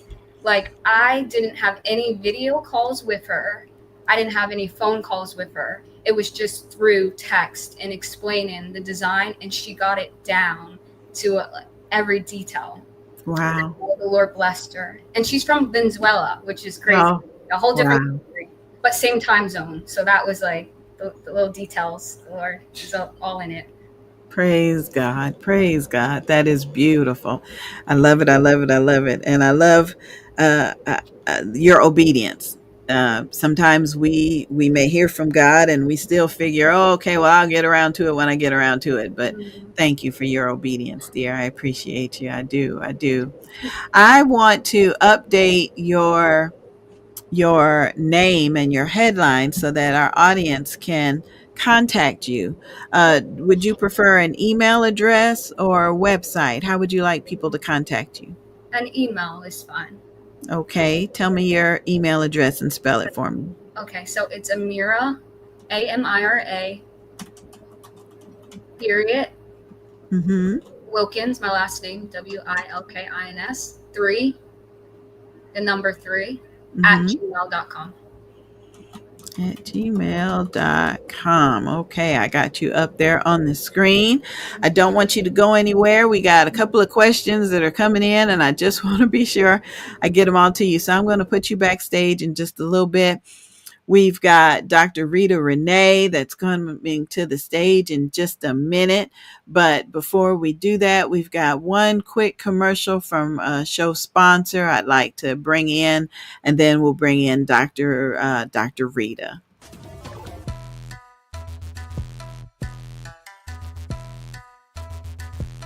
One of the things I definitely like to share is a testimony on how people and why we would be so important to have our services. I spoke with a young lady who sat on the phone while her son was being pulled over for 45 minutes, listening to her conversation. She felt so vulnerable, and she thought to herself, what could I do? Well, if her son would have had these services, instead of being on the phone with his mom, he could have been on the phone with an attorney to help that traffic stop go from 45 minutes down to probably about 5 or 10 minutes or less. Right. And then the other part of why you want to have our services is that we had a small business owner who got our plan, but he didn't get a plan to protect all his businesses. And he ended up in a $30,000 lawsuit. Had he had our services, that lawsuit would have been covered. That's why it's so important to have that. And then finally, on a personal standpoint, we had a member that actually was able to use our services when a alarm company would not honor their agreement. He decided he wanted to cancel, and instead of him just canceling and getting all his money back, they wanted to charge him 2 months of service when he never opened the box. They wanted to charge him an $800 cancellation fee, but because he had these services, the attorney wiped that all out. He didn't have to deal with any of that, and that was all covered by his plan. These are don't want to stress. You want to do like myself. I've had this service for going on 20 years, and you want that stress reliever and not feel vulnerable. Come talk to me again, Terrell Duckworth with Legal Shield. Thank you so much, and you have a blessed day.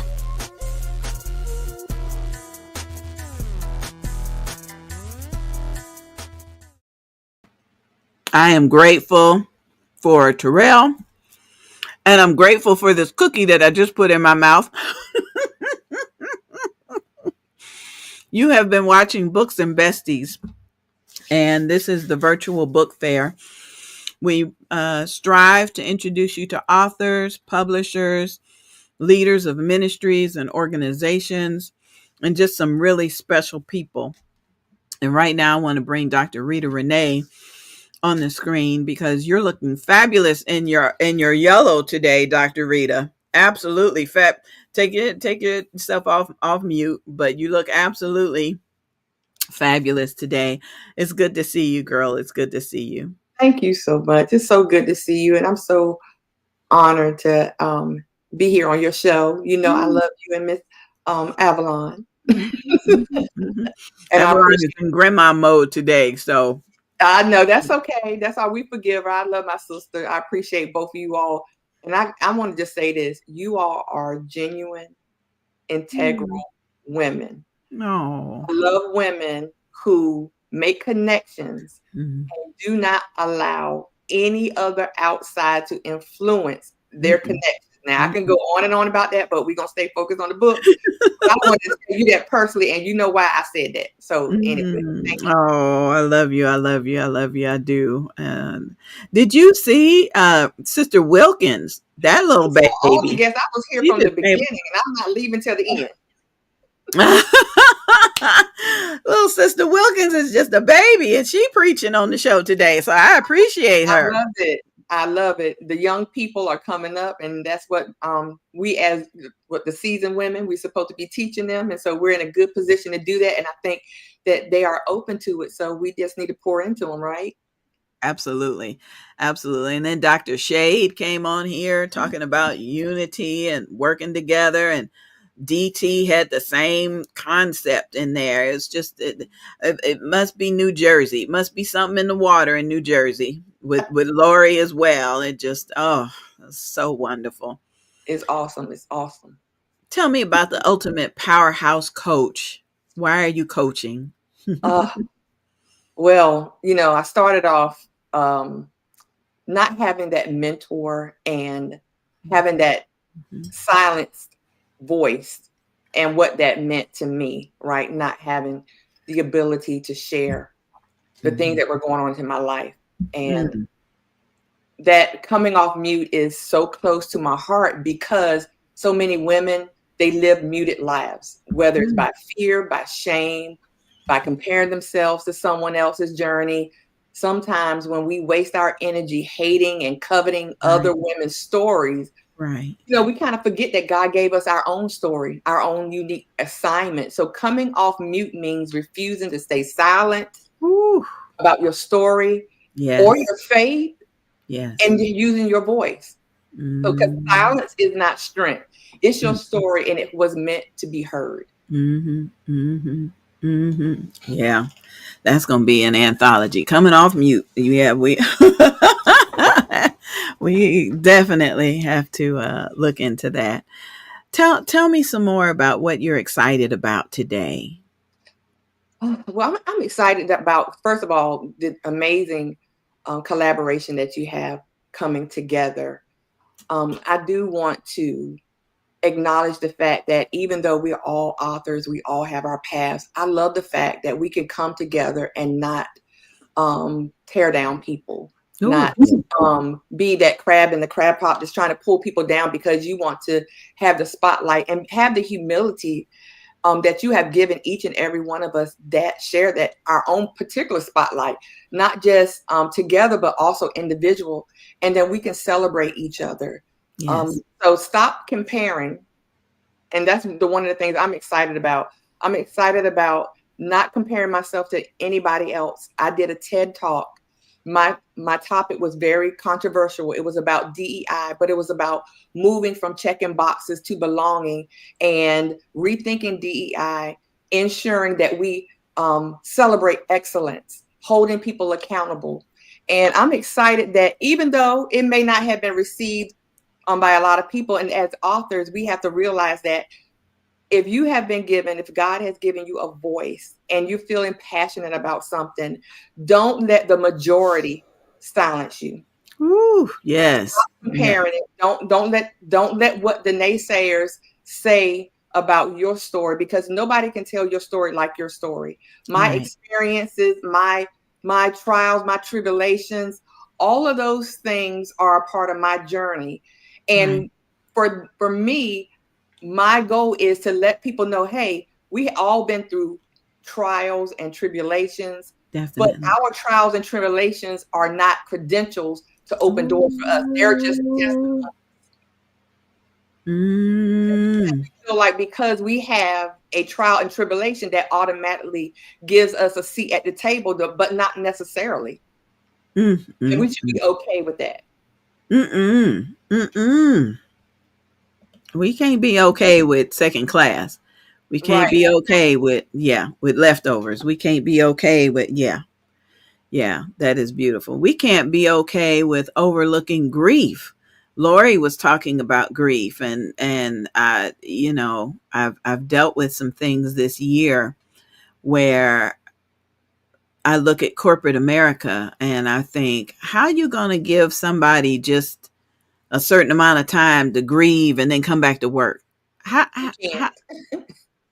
You can't. One thing we have to do, we have to put ourselves in better position so that when that corporation say you only get 5 days, we can have it already in our back pocket that we can stay longer, right? We got to set ourselves up for that as well. But I do understand grief during COVID. My father passed away in Boston and I wasn't able to see him. So he passed away in a hospital alone. And that is something that you can't really get over. You have to, pray, ask God, I pray that he know that we loved him. We were able to send messages to him, that type of thing. But yes, grief is something that we all maybe experience it differently, but we shouldn't have to experience it alone. Ooh, and me being as a nurse, I understand that. That's why I'm so passionate about whatever I do. I know, first of all, I'm doing it unto the Lord, but I'm also doing it from a compassionate heart. There's no strings attached to it.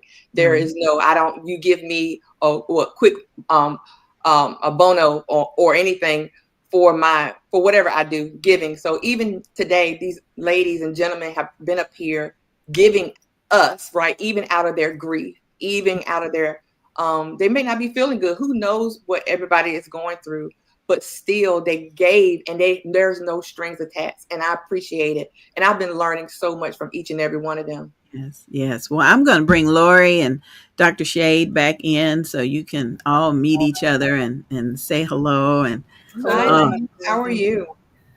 Good. How are you? Amazing, amazing. I'm so excited to be a part of these ladies. I'm happy to see that you all are not staying on mute. You're sharing your stories. You're helping other women or whoever is listening. And I've been helped. And that's what the power is of unmuting, being able to share our stories, and not only in a safe place, but being unapologetically about it, sharing your stories, right? And we can all have difference of opinions and see things different ways, but just the honor and respect. And we live in a great country that we have the freedom to do that, right? Right. And so I'm excited to have that freedom to do that with you all today. Talk about freedom. Freedom. The ultimate powerhouse coach, the founder of Be Well Women of Color and RiseAboveGrief.com. This has been amazing. I'm just so appreciative of each of you. It just is not a mistake.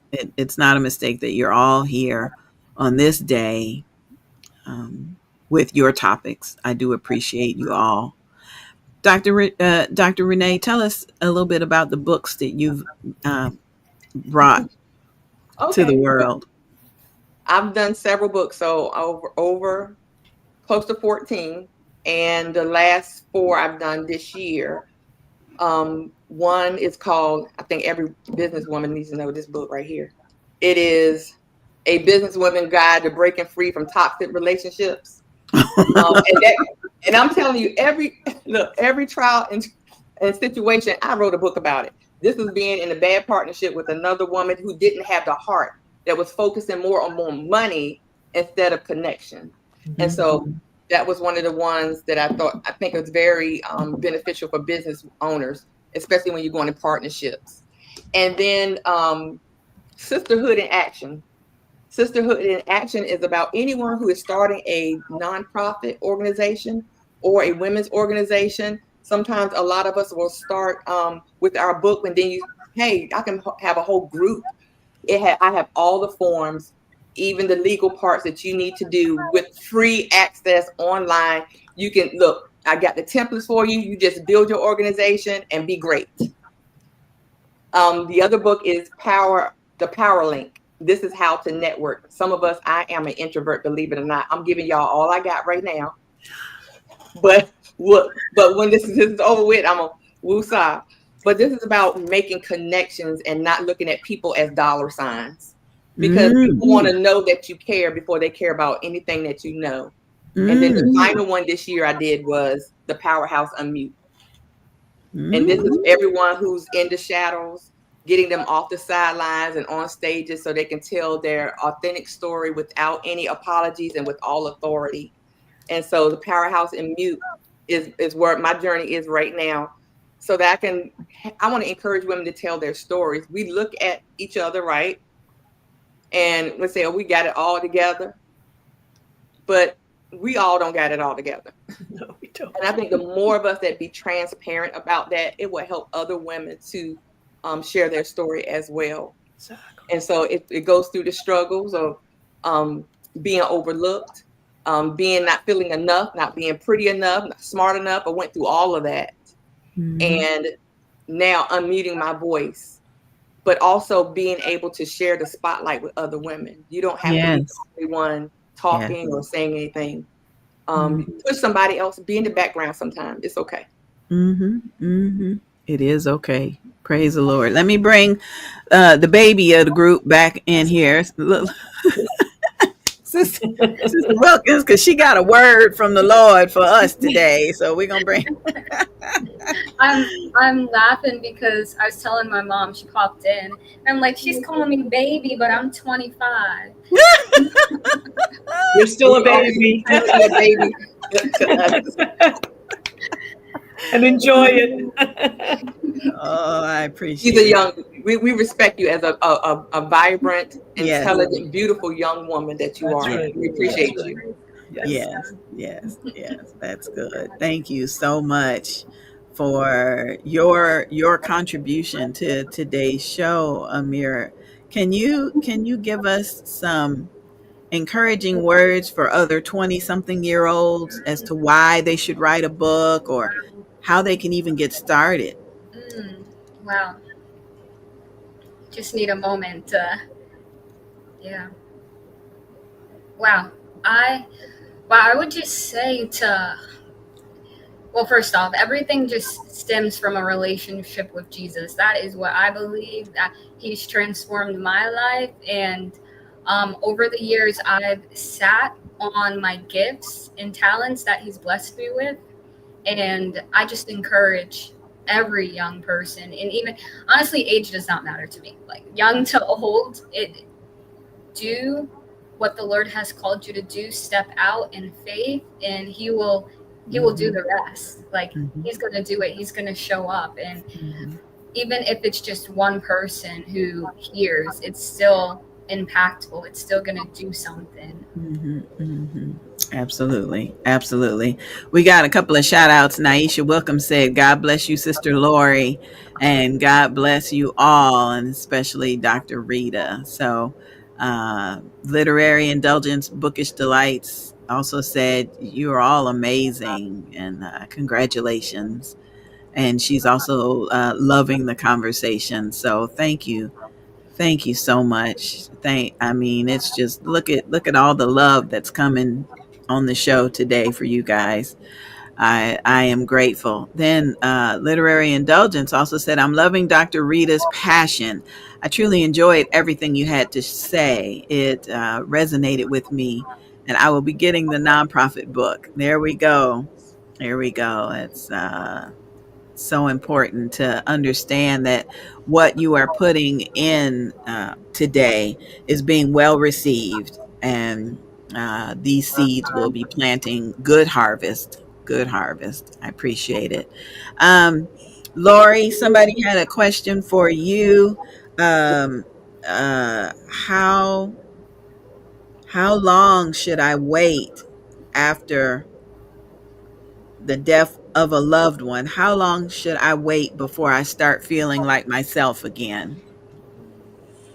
Well, it's a journey. And, this is one of the things I write about in my grief relief book. The journey is different for everyone. There's no right or wrong emotions, experiences, journeys. It's just so individualized. And, as I said before, it's just, you know, helping yourself in every possible way, doing all you can for yourself, and internally and externally getting the support and so on. Excuse me. And, it's just so individual. It's hard to say, but just that's why I like to say, well, as I said, I'm the easy peasy peace practitioner. And so grief is one of the things that I help people with. So I like to say piece by piece, the PIECE, piece by piece to piece, moment to piece, and day by day. And sometimes for grief, it's an hour, hour by hour. But to be gentle and compassionate and kind to yourself, and extend to yourself the grace and all the other good that you would extend to someone you love who's going through a difficulty like this. And to definitely just keep asking for help. There's no timetable, but sometimes, you might just realize, oh, I feel better today than I did yesterday, or I have more energy today than I've had in a while, and so on. So, and try the gratitude thing. It really does work, even if it's the simplest thing. And one of the things I say beyond grief is, I can remember when I was working, sometimes I was just so grateful for those green lights when I was, didn't leave for work as early as I normally would. And just look at whatever you can be grateful for. And if you want to write it down, or like I do with my grandkids, we have little pieces of colorful paper, and I have them write what they're grateful for. And then we have a gratitude jar, and anything, it's whatever works for you. And I think that's it. We play around with that and try to just have a light energy and a light spirit about that as much as possible, and see what you can do for yourself, and definitely, talk to others. And if you want to reach out to me, I'd be happy to work with you as well. So, and Ooh. I just wish you all the best. I know what it feels like, and but you will feel better. You will get through it, and so believe in yourself. Believe in yourself, and take care Amen. of yourself physically. Physically, your body's carrying this grief, so eat as healthy as possible, and get movement. Even if you don't feel like exercising, at least get movement. Take a walk, get outside, drink plenty of water. And I always say too that great hydrating isn't just straight water. It's also it can be lemon.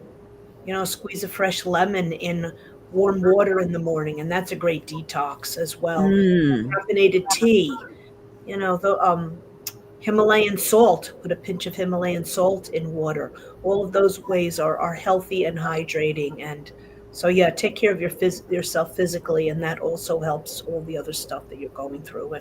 And I just wish you the best. Peace be with you. Mm-hmm. Also with you. Amen. Amen. Dr. Shade, Yeah. man, be well. I'm focused on it. I'm gonna be well. I'm and I know Dr. Rita is gonna support me in that, but as long as we can learn from Amira that be still and know that he is God, he will give it to you. Yeah, it's time to be well. It really, really is. We've got more comments that are coming in, and I know that I'm keeping you ladies longer than we had expected, but we've just got audience and another question. So, Literary Indulgence says, "My heart goes out to Dr. Renee. I remember those difficult days of COVID. So sorry to hear about your father. Yes, no one should transition alone, and continued prayers. Continued prayers. I get it. I get it. Um, COVID was real, and it changed us in more ways than one. It really did. But I have to admit, I'm happy that all of you are here. Happy about it. Sister Wilkins, do you have any additional thoughts or comments that you'd like to share right about now?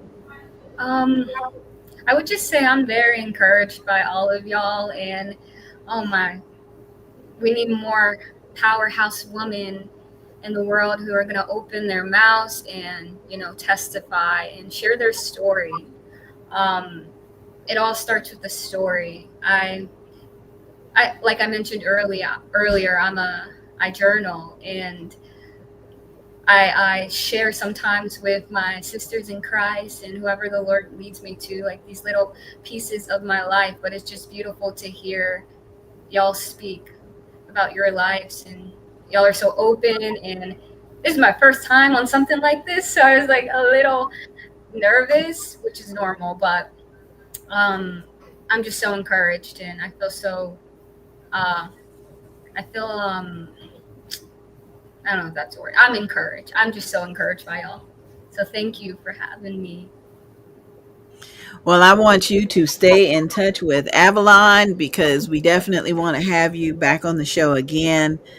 We've got just an eclectic episode today of beautiful stories and testimonies, and so we definitely don't want to lose touch with you. Please stay in touch. Stay in touch. And Dr. Rita, tell me, how can you encourage someone going through anything that they're going through as a coach? Okay, yes. Every time that you guys, or I'm sorry to say guys, but I have a team too I work with. But every time that we open our mouth, that gives us the courage to not compare ourselves to anybody. It makes us a step closer to freedom. So, and God is not going to cause you to echo somebody else's story. He called you to testify with your own story. And always remember that comparison is a silencer, but authenticity is your microphone. So come off mute and use your voice and watch how your story sets others free. because opening our mouth sometimes not only helps us, it also helps encourage others. That's right. Absolutely. Open up your mouth and encourage somebody else. A very special shout out to Tyrese Wooten Outlaw. Thank you for the hearts. Thank you for being here with us today. And Literary Indulgence Bookish, girl, I love you. I love you. I thank you for promoting the show today. I thank you for promoting our upcoming event, the Bold, Beautiful, and Bald Beauty Bazaar. Thank you so much for sharing. I certainly do not take it lightly that you took the time to share. I appreciate you. I really, really do. And then before we go, I definitely want you each to know that we over here at Books and Besties, we're praying for each of you.